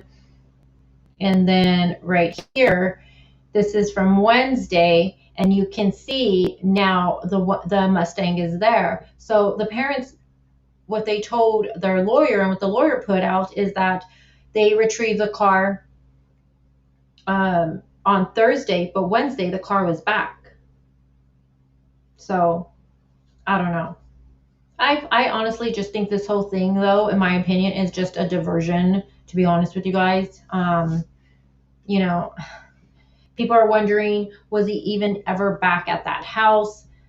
I have been watching news stations and trying to get my eyes on everything I can. And to see Monday was that car there, I can't find anything. No, Miss Ladybug, not yet. All we have right now for that is going to be the manor, which is homicide. They're going to wait till they're completely done to let us know that. And that's understandable because this case is such a high profile right now. They want to make sure that they're going to wait till everything is done. Who else remembers the frogs? I thought it was a goat. I thought it was a goat.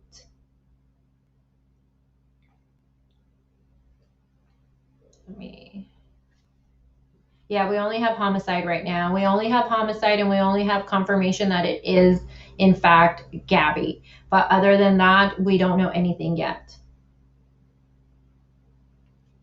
Blood splatter, where? There's no blood splatter. Are you talking about the markings, the marks on the logs?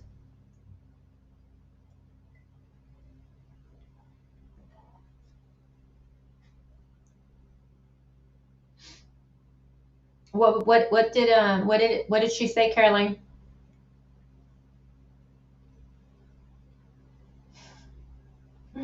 Delana, is that his name, Legend, or you just call him that? Delana's such a proud mama. It's going to be easy to hide with a mask. I know. I didn't even think about it. Who brought that up? WR says it's going to be easy for him to hide with the mask. Somebody brought that up. I think it was yesterday. They were like, man, he could be wearing a mask, some shades, a hat. Can he grow his hair out? There is no info on blood. Yeah, I haven't heard nothing about blood splatter, you guys. And then let me see. There was this photo that Amanda had sent to me, and it's Brian wearing a mask. Let me see if I have it.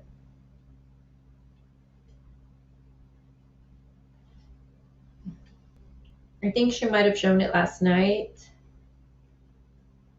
Hold on.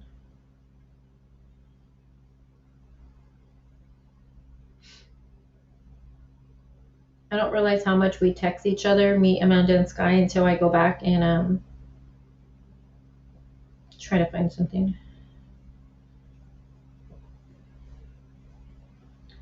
And oh my gosh, we text this much. Amanda, are you here? Can you send me the photo of him with just the mask? Really? What is this? Oh, Amanda, would you be sending me? The photo of him. Oh, never mind. I got it. Hold on, I got it. Here we go. Let me send it. So, Amanda, is she here in my chat? Amanda, are you here, darling? Oh, Sky's here. Sky. Oh, Amanda's here too. Oh, thank you. I found it. And I seen another thing you sent me. I must have missed it. I must have missed that one you sent me. Where is this photo from, Amanda? So you guys, I mean, it's not like... All right. Sorry, I had to send it to my email. Stop sharing. Let's see what Amanda says. I just seen that. Oh, Amanda, you're so funny. I picture something like that from Sky. You guys are funny. All right, hold on.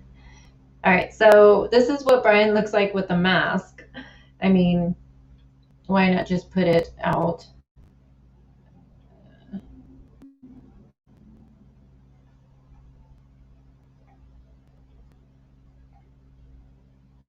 Hold on, guys. I have like 50 billion screens. Oh my gosh. I have an overload going on my end. Hey, Jeffrey. Ken. CCP. I've seen some names coming in. You guys, there's a fly in my studio. Oh, do you hear it? Oh, God. All right. So this was sent to me from Amanda. So this, let me take that off the screen, you guys. Okay, so let me just put that right there. So, I mean, think about it. If you see him with the mask on, and he had shades on, he can grow his hair out. Let me zoom in a little. Yeah, there you go. You know?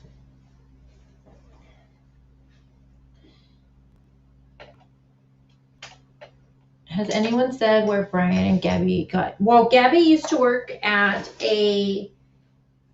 what was she saying? She worked at she did have a job. I can pull that up because, hold on. I'm not sure. As far as Brian, I don't know where he got his income from, to be honest with you. But I know Gabby worked. I'll pull that video up. She did work, and her mom even said like she would save her money. I don't know what Brian did with his life. If anybody knows, what did Brian do for income? Oh yeah, for sure, WR. The FBI knows more than what the media knows. Oh, that's with any case. They're not going to tell us everything going on. Juice bar nutritionist. Yes, thank you, Pink Delilah.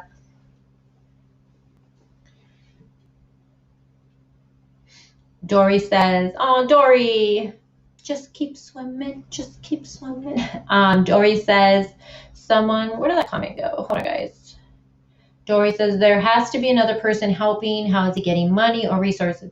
Well, he has to have cash. I mean, it would be stupid to use his own credit card, even his own phone. I'm assuming he has a burner phone, you guys. I really don't think he's in that area. Gabby was working 2 jobs to save for a van and travel. No idea. Hey, C-Dub. Oh, that's a different mask photo than I saw where someone had graphic design it on his photo. Yeah, this one right here came from Amanda, sent this to me yesterday. So Amanda, if you could drop where you got this photo from. She was sleuthing and she came across this stuff.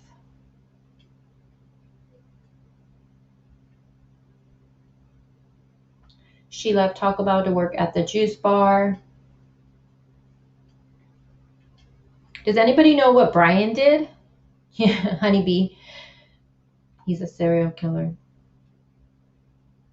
Honor says, Brian seems to be nothing but a bum who lived off his mom and dad and Gabby. Yeah, for sure. That's the vibe I'm getting too. So that's what I'm trying to see. Brian's parents have lots of money. His parents have bought and sold at least 3 houses within the last 2 years. Yeah, that's something I need to look more into. I know the family owned a juice spot, I believe. They weren't doing too well, I heard, but I hear now they're doing better. Don't confirm that. I mean, I need to go and confirm all of that. He lived with his parents. Yeah, he lived with his parents. And I'm trying to see, what did he do? Did he have any type of job? I think he worked for his mom and dad.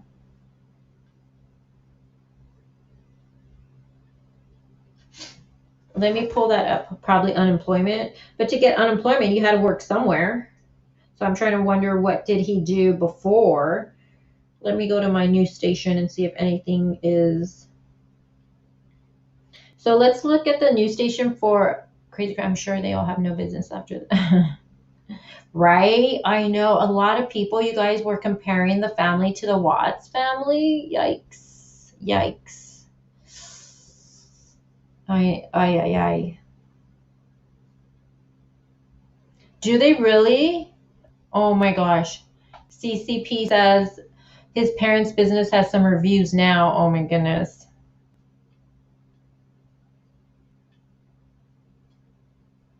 Did he really work there with Gabby? How do you know? I was thinking he probably worked with his parents too. That's what I was thinking. Someone says his Instagram seemed like he was maybe an artist. Gabby also seemed like she was an artist. Some of the photos she had on there, I mean, she could draw too. Really good. Oops. I saw that law enforcement went to Brian's sister's house carrying some paperwork. Did they raid it yet? I seen that too, where they did go there and they had paperwork. Haven't heard of any raid going on. They went inside, and that's all the visual we have of it, and that's pretty much what was said. Not sure. I was wondering too if they're trying to get a warrant for her phone. You guys, I haven't read the reviews. She was definitely an artist. She can draw. Yeah, Haunted. I read that. I read that a little while ago about the Yelp and how the family is hitting them with the cease and desist to take the photos down. They don't want that lawyer using Gabby's photo on any of his websites, anything. And the lawyer responded with a statement saying he has no control over that, which to me, how's that even possible? It's your account. Of course you have control over it, but I don't know. And then the lawyer from, let me go, hold on. So I'm looking at Kristen Thorne's Twitter. She's the news station. Dive teams are being put in the water at Reserve. So 2 hours ago, she tweeted the dive teams from, so they brought the dive teams and they're being put into the water of the Carlton Reserve. So they're checking the water. Let's see, was anything, let me see. We came to City Hall to figure that there was a memorial over here for Gabby, so we came to take a look. And that's where we are right now. I'll show it to you. And then I'll bring. Okay, hold on. She's not saying anything. Oh, we got to find this. What? Hold on, guys. Let me find this for you. Someone's come forward and saying, let me stop sharing this really quick. Hold on. Channel 7. Hold on. Bear with me, guys. So a neighbor is saying that, so Laundry's neighbor is saying she saw Brian after his return. Oh my gosh. Hold on. Let me take these off. Let me find this so I can share it. What is this? Channel 7? This is new for me. I haven't heard this. Oh, you guys, I have so many tabs.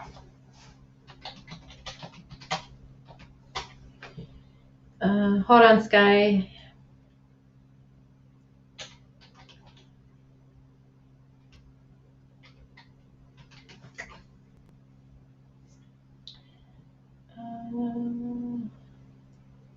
Oh.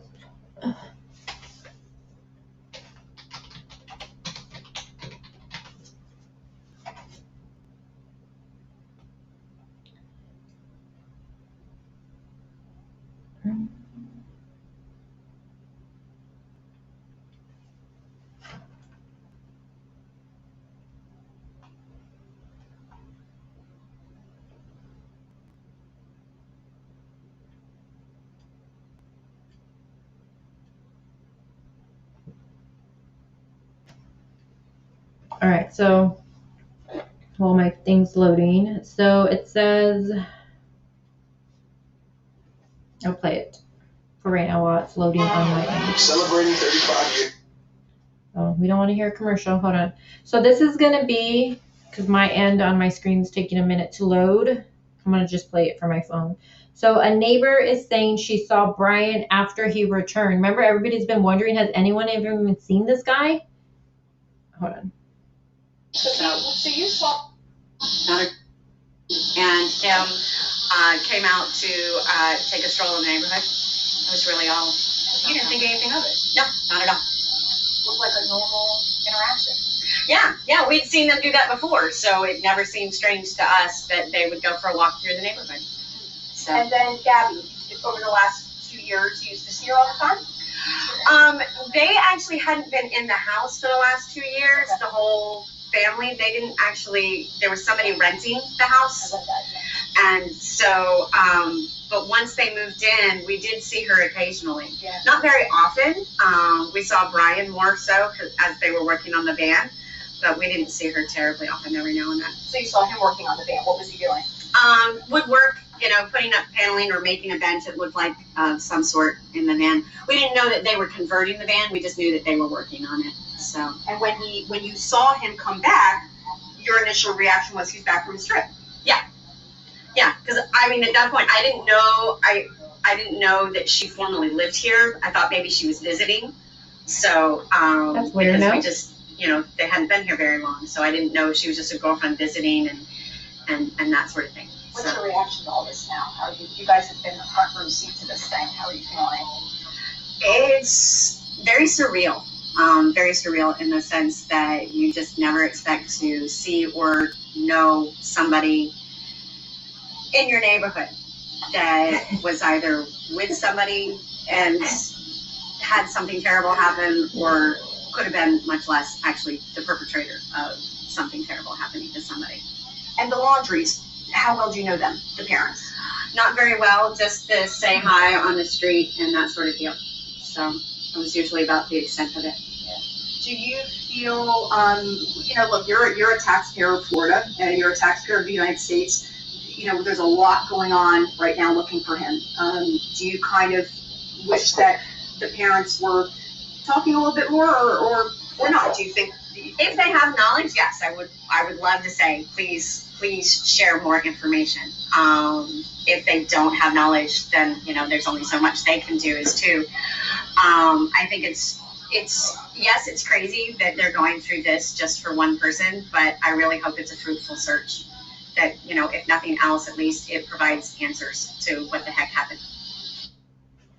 So that's pretty interesting. So we have a neighbor now coming forward and saying that she's seen Brian. So she's seen Brian go for a walk with his parents when he arrived back home. Let me see.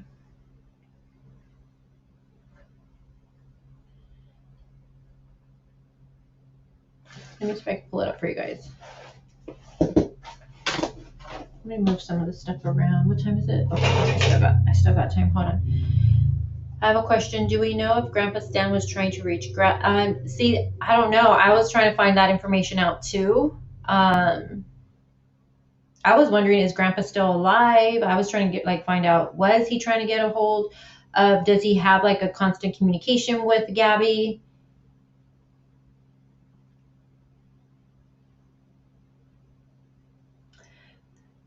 $2 hours for me. Hold on. I'll look into that, Gerald.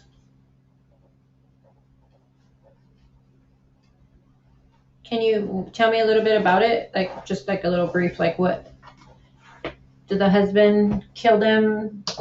Because there was something like that recently that just came up that was shared. I forgot where. Yeah, if anybody in chat is saying Brian is the victim, just block. I'm over that. No timeout, just block. If you're going to say Brian's the victim, it's your opinion, but I'm over it, and he's not the victim here. Sorry. Do you think the message about Stan is from Eminem's song that, I played that earlier, Sarah. I played It's a Crimes video. And I thought it was really interesting because I was trying to figure out last night what it all meant. I was thinking, why would Brian be trying to message the mom with sending a text that would be alarming to her? Why call the grandpa Stan if Gabby didn't say Stan, if that makes sense? So I was trying to figure it out. It is definitely something interesting. Some people don't believe there's any connection with it. Eminem being on his Spotify list doesn't really, I mean, I think everybody has Eminem on their, place, their playlist. But it was definitely interesting. I'm not going to lie. I was like, do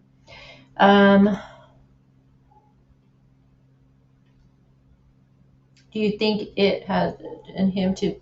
That's a good question, Tom. Does anybody think he will?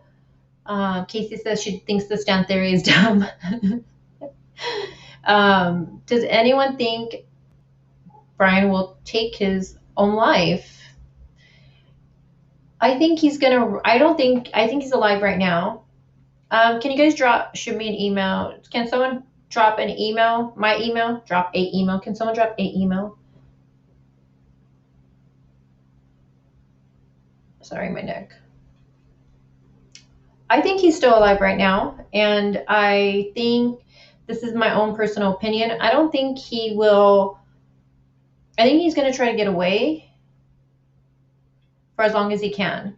I think once he feels the corners like just getting really tight on him, I think either that may be when he will possibly do that, or go suicide by cop. I think it's going to be that's just my opinion, you guys. That's what I think. I hope he doesn't do that. I hope that he is brought in, questioned, and, law enforcement does their job, and whatever, if he is responsible, we got to say that right now, right? Allegedly, because he is a person of interest. But, if he is responsible for what has happened to Gabby, I would hope he doesn't take that coward way out. But I feel like right now he's alive and he's just trying to get away. I think he's had a head start. I think he's definitely had a head start. I think the whole vehicle being moved and the parents, either they lied to their lawyer or they're mistaken. For the sake of argument, maybe they're mistaken and they got the days mixed up of when the vehicle was moved. But geez, come on, guys. They say Brian went on a walk, his hike on Tuesday, took the Mustang. They go look for him on Wednesday. They see this note, which, we don't know. And then they leave the vehicle because they want him to be able to get home. And then again, okay, if it's from a towing company or from the ranger saying move your vehicle, why do they not remove the vehicle right then and there? Why risk it being towed and pay that tow fee? Like, why not take the vehicle and then wait for Brian to call you and be like, my car is gone? You know what I'm saying? It's just like, why leave the vehicle? Then you go back the next day, which would have been a Thursday, and they bring the vehicle back. But from the video I just showed you guys, and Brian, from, the reporter on what he had from his recording, the vehicle was brought back on Wednesday. So again, the parents aren't being truthful with that. And again, law enforcement, they're not stupid, you guys. They're aware of this. He did have a cell phone, because remember in the body cam, he said he didn't have a phone. But then when he's getting his backpack ready and he has his stupid little hat on, he had his phone on him. And I don't know why, and none of the officers caught that, because in the beginning he said he didn't have a phone. But then he's holding his phone and he's like, oh, I was going to message her. What did he say? Oh, I was going to message her. I was going to message her not to message me, or some shit like that. No, you were going to taunt her, motherfucker. Like, you can't message me. Like, why would you even say that? So he has a phone, but I don't think he's using his phone. I think he has a burner phone. Canines never hit on the reserve, not ever. A car was parked, so Brian was even home. Well, I just played right now. I don't know if you heard it, Tim. A neighbor is now confirmed. A neighbor has confirmed that it's on channel. This was just 11:23, so it just came out, you guys. A neighbor just confirmed she seen Brian with his family. The engineer. I'll play it one more time for you so you can hear. She says she's seen Brian, I think she said taking a walk. Puerto Rico is about 2.5-hour flight from Florida. And they would be able to get their hands on the flight records. So if, even if he rented a car, because you still have to sign paperwork, you have to show ID for all that stuff. So law enforcement is doing all of that. They're looking at all of that stuff, you guys, okay, hold on. So let me play it really quick for you. Yeah, I saw him. They went for a walk in the neighborhood. That was about all I saw. Okay, so you saw him. Okay, September. I'm sure you don't remember the day, right? I want to say it was Thursday or Friday before we knew Gabby was missing. Okay, great. So what day was that then? Thursday or Friday before Gabby was missing? So we learned Gabby was missing on the 11th, right? So the Thursday or the Friday would have been the 2nd or the 3rd. This neighbor is saying she's seen Brian going for a walk. Right, Delana? Is this a family friend? Is this a neighbor that's a good friend to them? Oh, not unless he got a fake passport. But can a boat make it? Oh, these comments are going kind of fast, you guys. Bear with me. So this neighbor is saying that she's seen Brian walking with his parents either the 2nd or the 3rd. We know his vehicle, well, we know her vehicle, correction. Her vehicle, the tags got picked up. The license plate tag got picked up from a plate reader, I think on the corner of, what was it? I-75. So he got picked up. That's how law enforcement knew he was in Newport again, because the license plate reader picked it up. And I think it was like at 10 on the 1st, it was at 10:26 a.m. that it caught his plate. Well, her plate, sorry. It's her vehicle. But I do think he came home. I do. I think he came home, but I think he was gone. I think he was gone almost immediately. I don't think, and is it okay, you're going for a walk? Why? You want people to see you? Your girlfriend is at that time, if he had nothing to do with, allegedly missing, not there. Come on, guys. He's going to go for a walk. Why you go for a walk for? Probably because it's like creating this alibi like he was there. The thing I've wondered if the lawyer ever went there to visit him, or was that all phone calls? Was it FaceTime? Was it just phone call? Like, I was wondering about that too. All right, let me finish playing it. So she's seen them going for a walk on the 2nd or 3rd. What did you see? They, as a family, the mom, dad, and him came out to take a stroll in the neighborhood. It was really all. You didn't think anything of it? No, not at all. Looked like a normal interaction. Yeah, we'd seen them do that before, so it never seemed strange to us that they would go for a walk through the neighborhood. So. And then Gabby, over the last 2 years, he used to.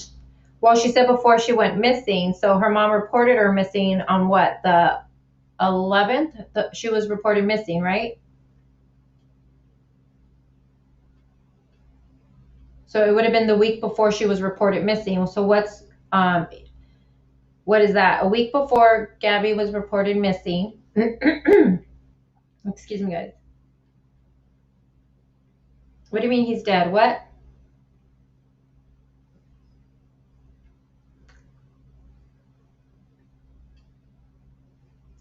As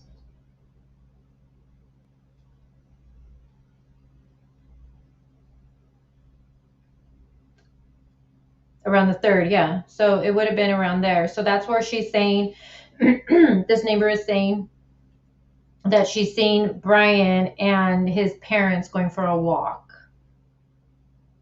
But I'm wondering, okay, who's going for a walk like that? Come on, after what just happened, you're going to go for a stroll, or you're trying to have witnesses see you at that property. I don't buy anything anymore. I question everything now with this.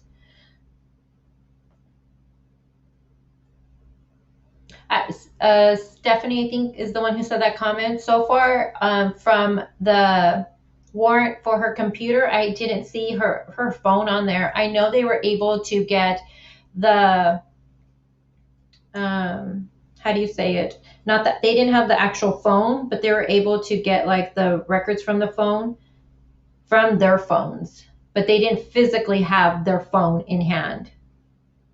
He's not dead. I'm watching the news station right now. There's nothing on there. Let's see. Working with them has been great, and we really appreciate the partnership that we have with them. But it's got to be rough. It's rough out there. Yeah, it's rough out there. It's hot. It's wet.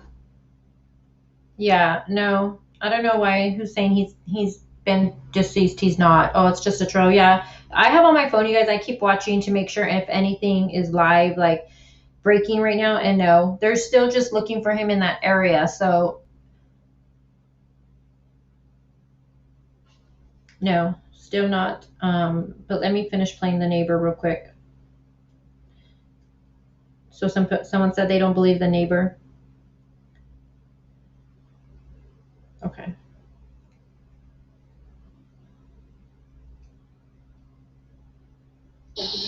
Yeah, I saw him. They went for a walk in the neighborhood. That was about all I saw. Okay, so you saw him. Okay, September. I'm sure you don't remember the day, right? I want to say it was Thursday or Friday before we knew Gabby was missing. Okay, great. So what did you see? They, as a family, the mom, dad, and him came out to take a stroll in the neighborhood. It was really all. You didn't think anything of it? No, not at all. Looked like a normal interaction. Yeah, we'd seen them do that before, so it never seemed strange to us that they would go for a walk through the neighborhood. So. And then Gabby, over the last 2 years, you used to see her all the time? They actually. Okay, So she's saying, actually, I'm going to correct myself then. She's saying that it's not uncommon for them to go for a walk. So maybe that's something they always did.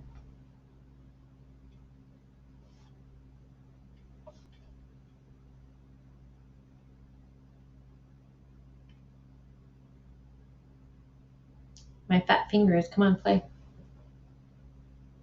So you saw him, okay, September, I'm sure you don't remember the day, right? I want to say it was Thursday or Friday before we knew Gabby was missing. Okay, great. So what did you see? They, as a family, the mom, dad, and him came out to take a stroll in the neighborhood. It was really all. You didn't think anything of it? No, not at all. Looked like a normal interaction. Yeah, we'd seen them do that before, so it never seemed strange to us that they would go for a walk through the neighborhood. So. And then Gabby, over the last 2 years, you used to see her all the time? They actually hadn't been in the house for the last 2 years. Okay. The whole family, they didn't actually. There was somebody renting the house, and so. But once they moved in, we did see her occasionally. Yeah. Not very often. We saw Brian more so as they were working on the van. But we didn't see her terribly often, every now and then. So you saw him working on the van. What was he doing? Woodwork, putting up paneling or making a bench. It looked. They went for a walk. So. And then Gabby, So interesting. You know how she didn't live there she's saying the family weren't there that whole time. That they were actually renting it to somebody else. And that she hardly ever seen Gabby. She would see Brian more. And she's going to say she only thought Gabby would be like a visiting type of girlfriend, which I thought was odd if she lived there. Oh my God, you guys, my fat fingers here. Over the last 2 years, you used to see her all the time? They actually hadn't been in the house for the last 2 years. Okay. The whole family, they didn't actually. There was somebody renting the house. Thomas, what are you talking about? Correct myself for what? You keep saying 9 or 10. What are you talking about? What? I think you're mistaken what we're talking about.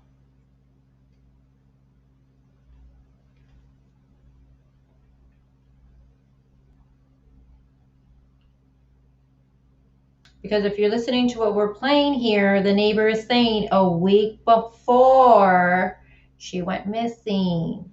A week before Gabby went missing is not the 9th or 10th. I know I need sleep, But I do follow him also. I think it was Looking Beyond. Did you say that, Brian? Yeah, I follow him on Twitter also. I like him. Yeah, they rented the house out. That's what this neighbor is saying, that they weren't there the whole time. Yeah.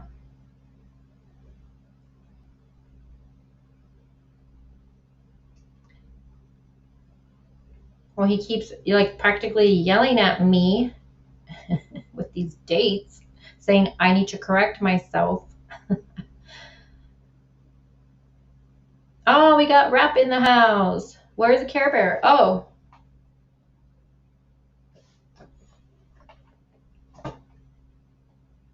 Right there. He's right there, just looking at you guys. I should get that. What is it? The one with the rainbow? I should get that one, huh?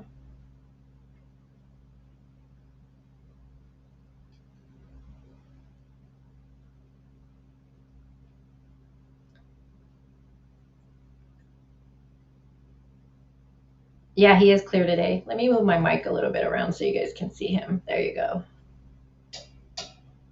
There you go. Yeah, last time he was blurry. Blurry. Blurry. All right, so back to this. Yeah, so she's saying the family didn't live there that whole time, that they actually rented the property out, and then she hardly ever seen Gabby. And she's going to say right here, she thought Gabby was like a visiting girlfriend. She didn't realize that she actually lived there. She would see Brian more. Yeah, Delana, can you handle it? And so, but once they moved in, we did see her occasionally. Yeah. Not very often. We saw Brian more so as they were working on the van, but we didn't see her terribly often, every now and then. So you saw him working on the van. What was he doing? Woodwork, you know, putting up paneling or making a bench, it looked like some sort in the van. We didn't know that they were converting the van. We just knew that they were working on it. So. And when you saw him come back, your initial reaction was he's back from his trip. Yeah. Yeah, because I mean, at that point, I didn't know. I didn't know that she formally lived here. I thought maybe she was visiting.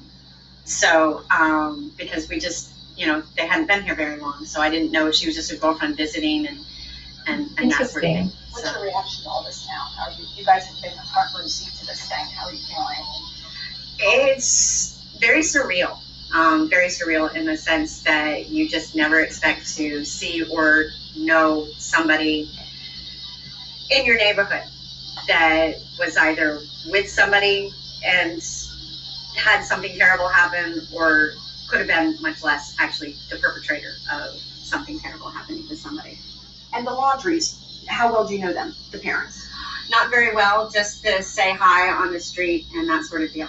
So it was usually about the extent of it. Do you feel... So far today, Gerald, there isn't really any new information. This is the only new thing that I have come across besides what, you know, with the laundry lawyer having that Yelp and all of that situation going on. Do you remember I said this on Molly Crazy? Hold on, let me highlight. This is new though, you guys. This is new. This is from today. And we now have a neighbor who, because this is something we've all wondered. Everybody's been asking, has anyone seen Brian? And I tell you guys, I have been trying to go back and look at news stations, what they posted when everything first broke, when they were at the scene of his house, to see, did they capture? I know there's that one photo of the parents like walking in the house, but I couldn't find anything that had Brian on there. And this neighbor has now come forward today. Well, this is aired today, and she's saying that she's seen the parents and Brian going for a walk, and it would have been a week before Gabby was reported missing, and that would have been, I think she said the Thursday, I believe she said, that would have been, she said Thursday or Friday or something, but that would have been a week before, so it would have been the second or third that she would have seen them going for a walk. So now we have someone who at least is an eyewitness saying she has seen Brian.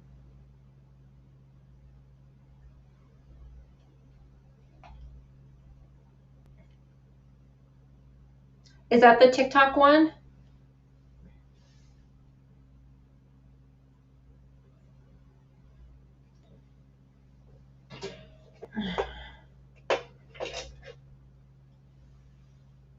I did, Corey. I did. I actually sent that to Sky because she knows a lot about print.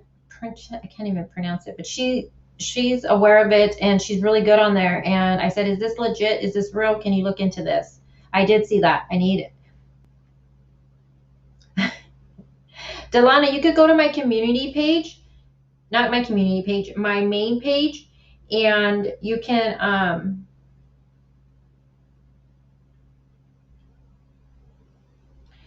sorry, looking at the messages you guys are sending. This chick sounds crazy. You think the neighbor does haunted or me? It's okay if you think I sound crazy.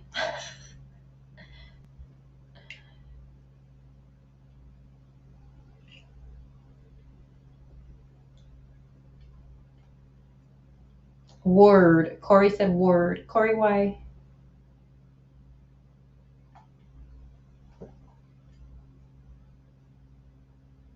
Yeah, so this neighbor saying something to me, this is big. I don't know about you guys, but to me this is big because now we have someone saying they have seen Brian at the home, because that's something I was thinking. Some people were thinking that possibly, I don't know if you guys seen this, possibly, Brian had called his parents and said what had happened at the restaurant 27, I believe. Seems.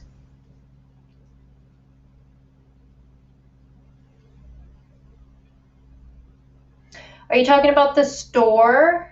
Is that the one? Are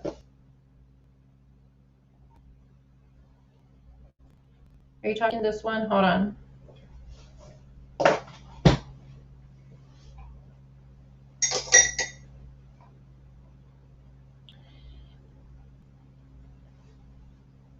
Did you guys see the new TikTok one I put out? The girl saying that she's seen, hi, Kim. Hey, Cece, I found something interesting. Go to Evelyn page.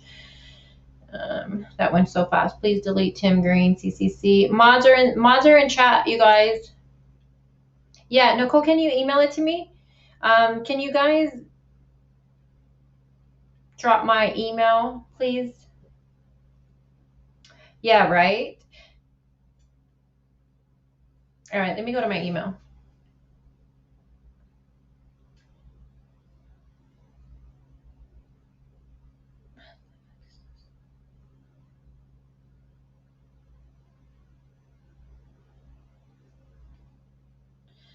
Amanda, how can I take anyone serious when that's their name? Sorry, Amanda sent me something, you guys.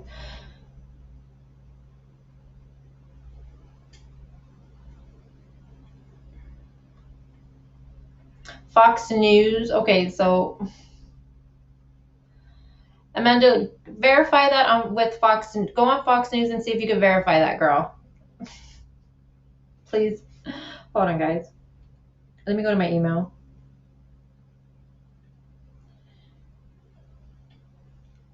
Oh, I have so many. Oh, God, guys.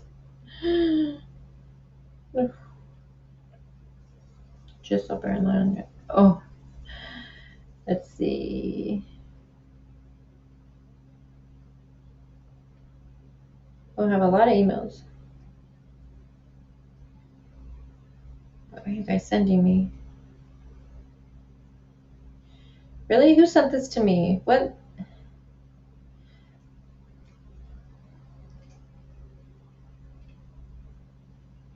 Are you sent? Okay, are you? I feel like right now some of these.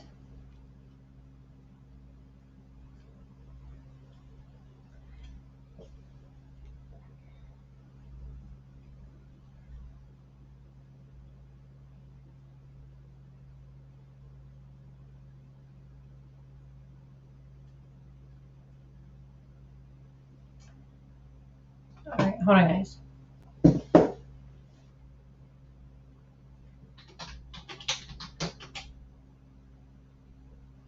Seems like more neighbors are coming out. Let's see.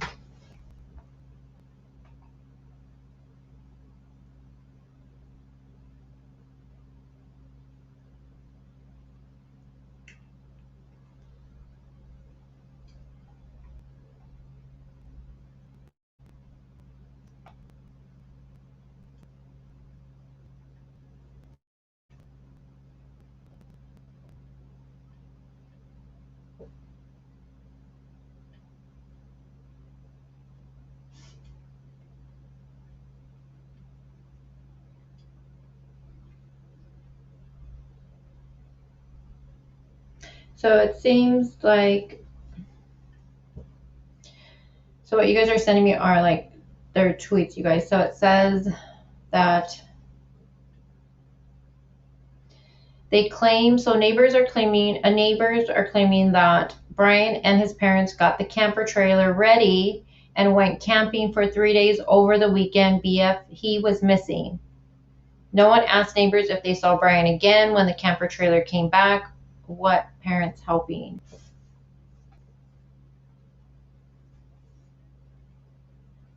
Can you send me the link for it, Amanda?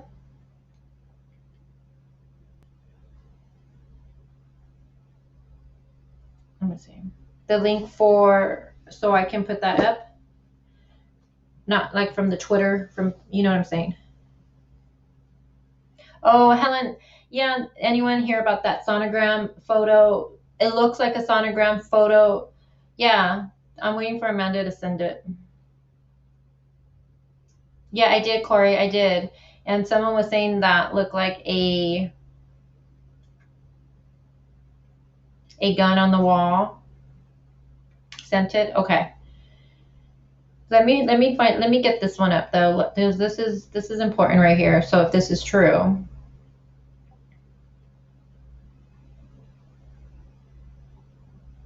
Okay. Okay, let me see then.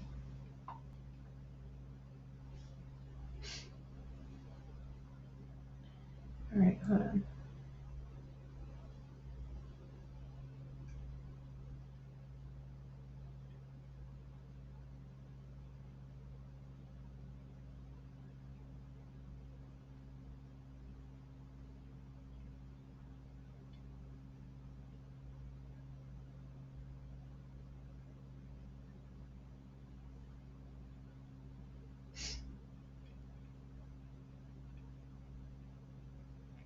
Oh, I see it.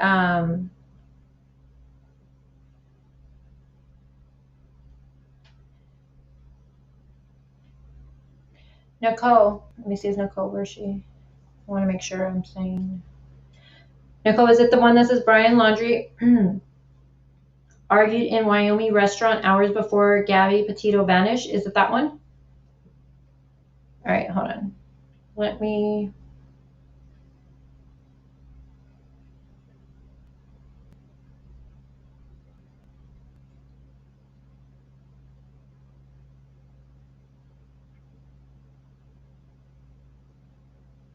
Hold on, I'm going to pull it up for you guys.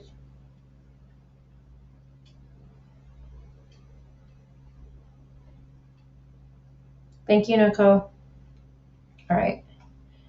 Let me pull that up.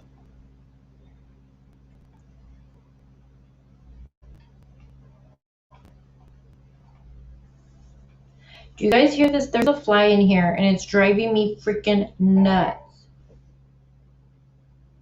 What was that? What was that? The fly heard me and made a noise. All right, hold on. Let me get it for you guys. All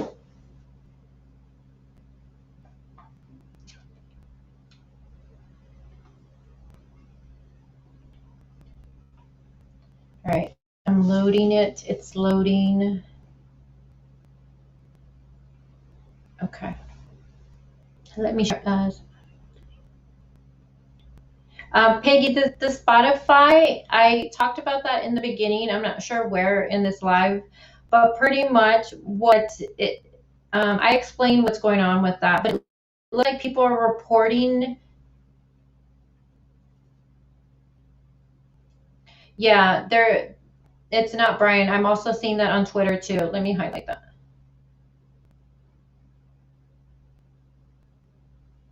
There's just so much stuff people are like, it drives you nuts. Like all these sightings and everything. It's like, oh, let me pull this up for you guys. Hey, Donna. So this came out. Should I do that one or that one? Web browser. Yeah.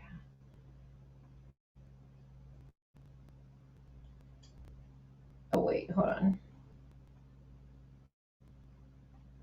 I don't think I shared my audio. Hold on, guys.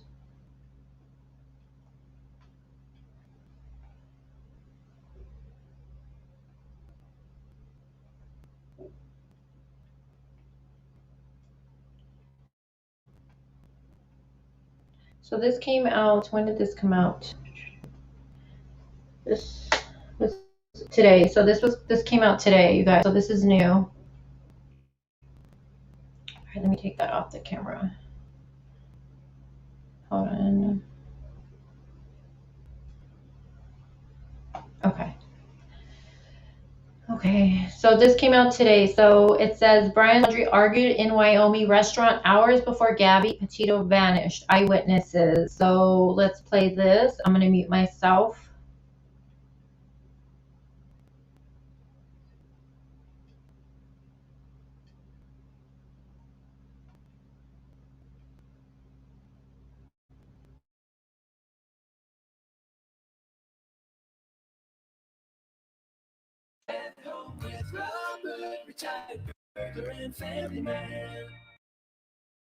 Setting up Simply Safe Home Security.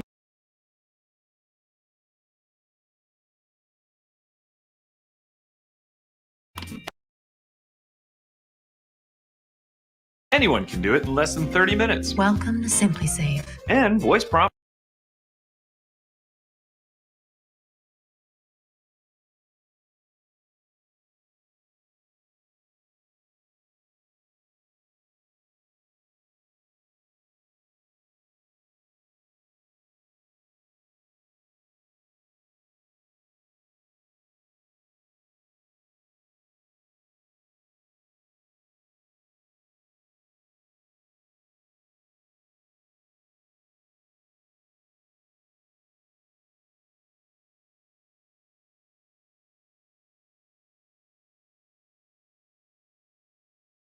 Teton County coroner now announcing the body discovered at Wyoming campsite is indeed that of Gabby Petito. The initial autopsy ruled the manner of death a homicide. How she died will be revealed in the final report. And the search for her boyfriend, Brian Laundrie, is intensifying. Investigators continue combing that vast, swampy wildlife reserve near his parents' Florida home. His parents say they haven't seen Brian since September 14th, after his cross-country trip without Gabby Petito on September 1st. Neighbors of the Laundries say they are horrified by the family's lack of cooperation with law enforcement. I think it was them protecting their son, but I think they just took it too far. If their son was innocent, I don't feel that they should have lawyered up as soon as he came back into the state. And I felt that if he had nothing to do with it, then they should have released a statement somehow stating his innocence. They also tell Fox News that for the few days Brian was home without Gabby, it was business as usual. They saw him mowing the lawn and going for a bike ride with his mom. Nancy Grace, you see her there on the screen, host of Crime Stories on Fox Nation. Welcome in focus. Good to see you, Nancy. First of all, what are your thoughts about what's playing out?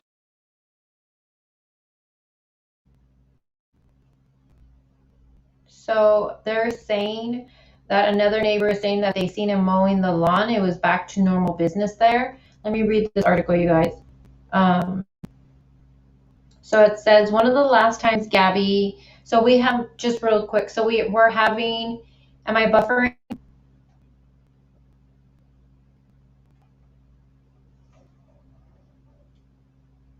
Yeah, so it looks like we're having a few neighbors starting to come forward. We have the one I played the audio for you guys just a little while ago. She said that she's seen Brian going for a walk with his mom and dad a week before Gabby was reported missing. And she says that the family would normally go on walks. Because at first I was like, why do they go on a walk for? Were they just trying to have him being seen? But this neighbor said that the family would go on for walks. And then now we're having this new neighbor saying that they seen him mowing the lawn and it was like back to business as normal. So Gabby is,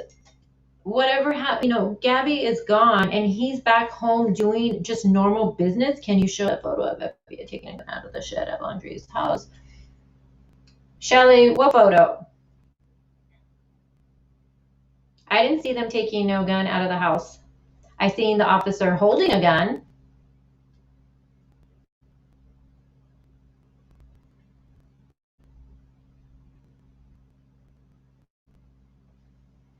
Okay, so let me read this now. So yeah, we're having neighbors now confirm that they did see Brian, which is, to me, that's you know, that's important information for me, because that's one thing, like I said earlier, I've been waiting to see, has anybody seen Brian? So now we have people saying they've seen him. So to me, that's important.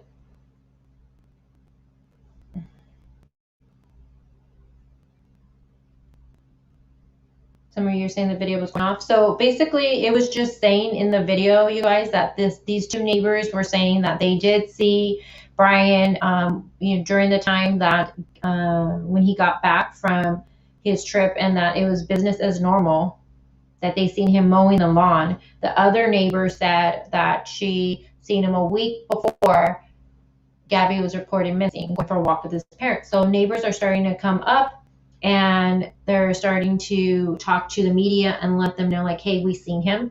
Now I'm going to read this article really quick. This one says, one of the last times Gabby Petito was seen alive involved an explosive argument between Brian Laundrie and a wait staff at Jackson Hole restaurant, according to a New Orleans couple who said they witnessed the spat. Oh, wow. I have chills right now. Nina told Fox News Digital Wednesday, it's crazy because it wasn't just like we passed them on the street. It was full-blown incident. Now, Angelino said she and her boyfriend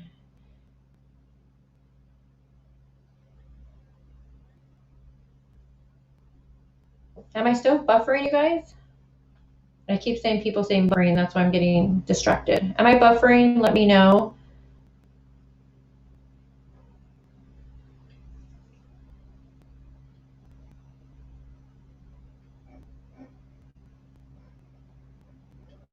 I'm just trying to wait for you guys. No, I'm good now? Okay, cool. Because I'm looking at chat through StreamYard too, so you guys need to just remember that you guys will comment, and I won't see it when you guys comment. It takes like a minute or something for it to pop up on my end. So okay, so I see, fine. Okay, cool. So anyway, so it looks like this couple, they were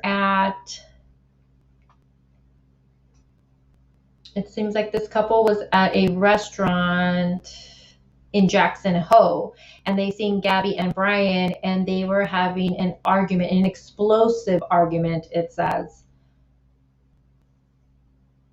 And it was between Brian and a wait staff. So Brian got into with one of the workers. It says that these witnesses were in town for a wedding in late August. They were out to lunch at Mary Piglet's. How cute, what a cute name. A Tex-Mex restaurant between 1 and 2 p.m. on August 27th. When they said, oh, wow, agitated, Brian began arguing with a waitress. 4.5 hours later, a travel blogging couple passed. Oh, that goes on to tell about the van. Let's see. But she says she couldn't overhear the conversation, but that she believed Brian was arguing with staff over a bill or about money. She described his body language as aggressive and said he left and returned about 4 times. Wow. And at one point, Gabby came inside and apologized for Brian's behavior. And this is what we do when we're in this type of relationship. We also, the victim will also apologize for the abuser's freaking behavior. And right here, Gabby went back inside the restaurant to apologize. Now, the manager at the restaurant, told Fox News that the business is super busy during summer and couldn't recall the incident. Local police and the sheriff's department deferred questions to the FBI, which declined to comment. I wonder if they have video surveillance inside that restaurant. Angela, who posted a detailed account of the scene on her Instagram. Do we have the Instagram name? Said she didn't think much of the incident at first, and when they flew home to New Orleans, that hurricane hit, and yeah, their lives, she got distracted. She says, but after the Utah police body cam video emerged last week, her and her boyfriend connected the dots and realized that the couple arguing was in fact going to be Brian and Gabby.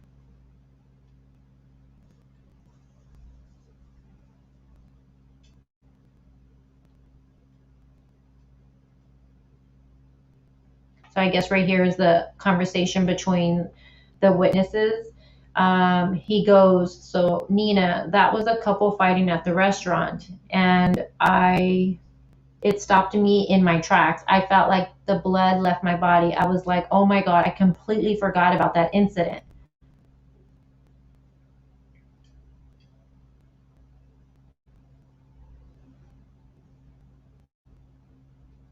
It says that they told Fox News that he reported the incident to the FBI and that Gabby appeared visibly upset with Brian, and he hounded staff at the Mary Piglet's Tex-Mex restaurant. Oh my gosh.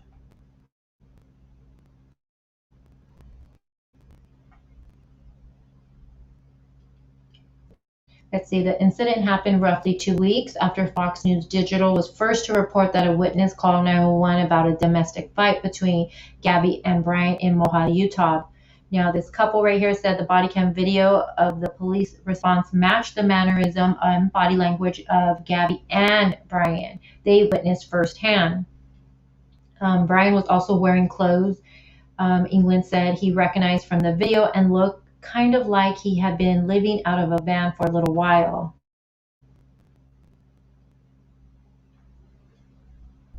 It says, I spent the last 3 or 4 days really kind of racking my brain, he told Fox News Wednesday, and I woke up this morning and went to Facebook, and there was that video with the police on it. Right away, that was the couple. I would bet 10 million, I'm 1,000% sure that was him and that was her, he said. Now it says that the couple also provided a credit card statement showing that they spent $60 at the restaurant on August 27th. So I guess they're showing like, hey, we were actually at this restaurant. Here's proof of it. So they, gave their receipt. Wow, that's telling you guys, that's really upsetting. So many levels for me. Wow. So just a wrap. This couple has come forward, and this article was today. This couple has come forward saying that they seen Brian and Gabby at this restaurant called the Mary Piglet's Mexican Cafe, and it was on August 27th between 1 and 2 p.m. Now, Brian was arguing aggressively with a waitress. Now, these witnesses said that they couldn't really overhear what it was about, but they believed it was over. Brian was arguing with the staff over the bill or about money.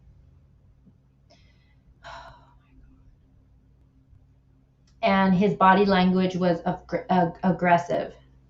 And that he left and returned 4 times. So probably getting up from his damn effing seat, or just going in and out of the place, probably causing a scene. And this is the most heartbreaking part of it all. At one point, Gabby came inside and apologized for his behavior.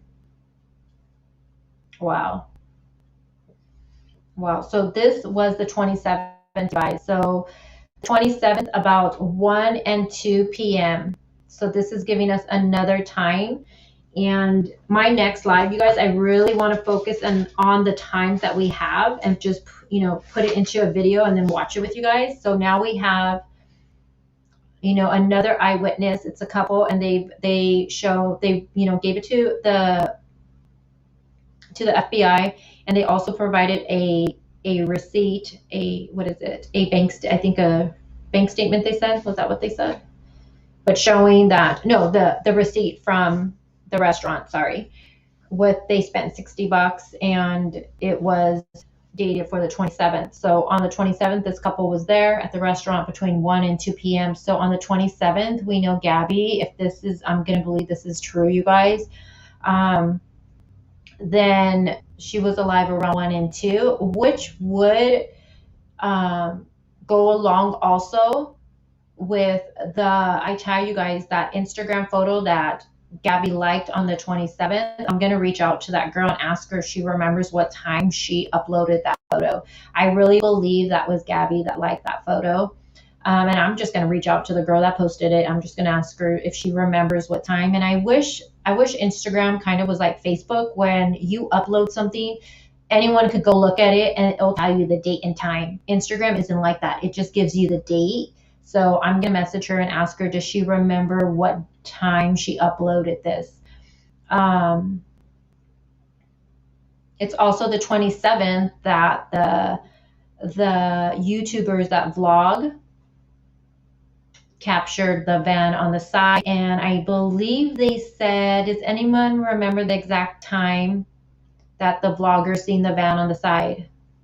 Yeah, I think, and I had said that last time after I made the video for the Instagram post, I was saying I believe something happened on either, I believed it was the 28th, because on the 27th you have, you know, Gabby. Let me move this around a little so you guys can see me. Let me see. Do it like that so you guys can see me.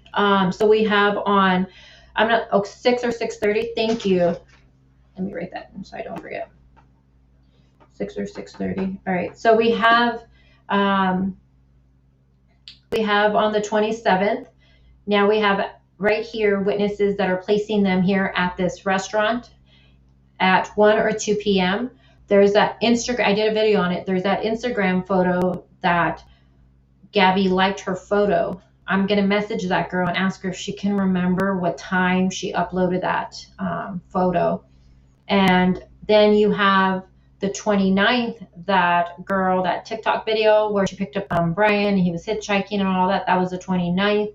You also have on the 27th towards the evening, 6 or 6:30. Thank you for that in chat, that we capture the van on the side. So I think, and Brian's already fucking mad. He was already mad. He's mad during this day. He's mad over the bill. They don't know if that's exactly what they were arguing over, but he seemed upset. And then you have sweet Gabby coming in and apologizing for him. That breaks my heart, you guys. Typical. This is, so she's apologizing for him. So he's already upset. And now I really think something happened to Gabby on the 27th on the evening. I really do. Wow. Look at this face right here, you guys. This face, he is a person of interest. Okay. Person of interest. I'm getting upset. I haven't even looked at chat. Sorry, guys. Yeah, I seen that too, Nicole. That one someone's seen 2 sandals. I seen 1, but even usually I'll show my, like, I always need my, like, a second pair of eyes with things, so I'll send it to my boyfriend. I'll be like, what do you see? What do you see? He's seen that sandal like this. He was like, yeah, I see a sandal right there. I was like, okay. She was young, you guys. She was 22.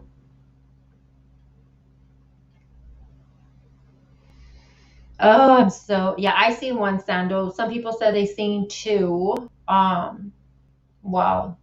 So we got more of a timeline right here. So again, anyone in these areas, businesses, all of you guys, look at your cameras. I'm wondering, do they not have a camera inside? It looks like a small little, I'll probably look it up right now and see, do they have cameras? Because it said that the manager, I believe, said the manager, he doesn't recall this incident, which I thought was kind of odd, because, you know, when you're running a business, you kind of, unless they always get people complaining and maybe it didn't stand out. But from what this couple said, it seems like it was an aggressive argument, right? Like,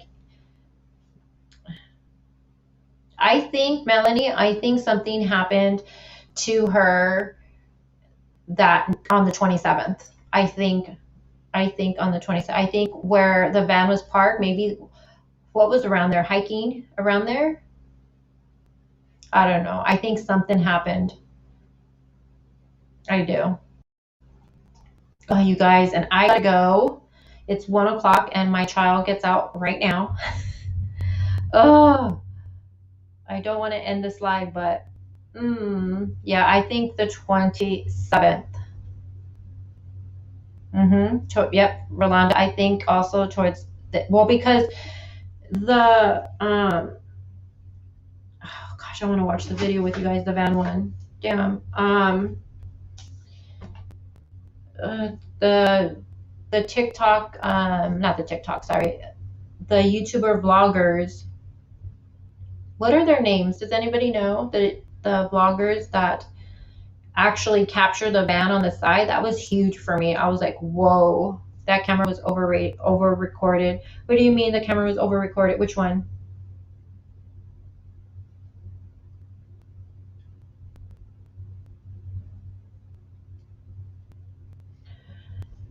All right, guys. So, okay, check this out. So I gotta go, mom duties. And I can't even get back to being live because she also has a doctor's appointment. And then we have jiu-jitsu today, practice. So can't get back on here today, guys. Buffoon. That's a pretty cool name, Red, White, and Buffoon. And did you guys hear the story that they lost a son? Those the parents. Did you guys hear that? Look at me. Okay. So we'll pick this up. It's gonna have to be tomorrow, guys. I'm sorry. We'll do another early morning one, and we'll go over. I actually want to have all of these new reports out that are coming from these witnesses, and I do want to. I'll write down a timeline of it all, and we'll watch the van video. So. Yeah, I can't stay. I have to go. I have to go do mom stuff. But thank you guys for being here with me as always. Thank you guys for the super chats and stuff like that. And my mods, thank you. Thank you so much. Oh, Rolanda, thank you. She says I'm subscribing. Well, thank you. I appreciate that. Yep, Steven, slapping her.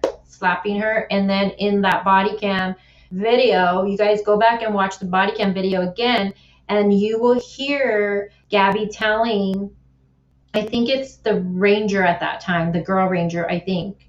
But she's like, puts her hand to her face and she's like squeezing her face. And she said like, oh, the side of her face stings. No.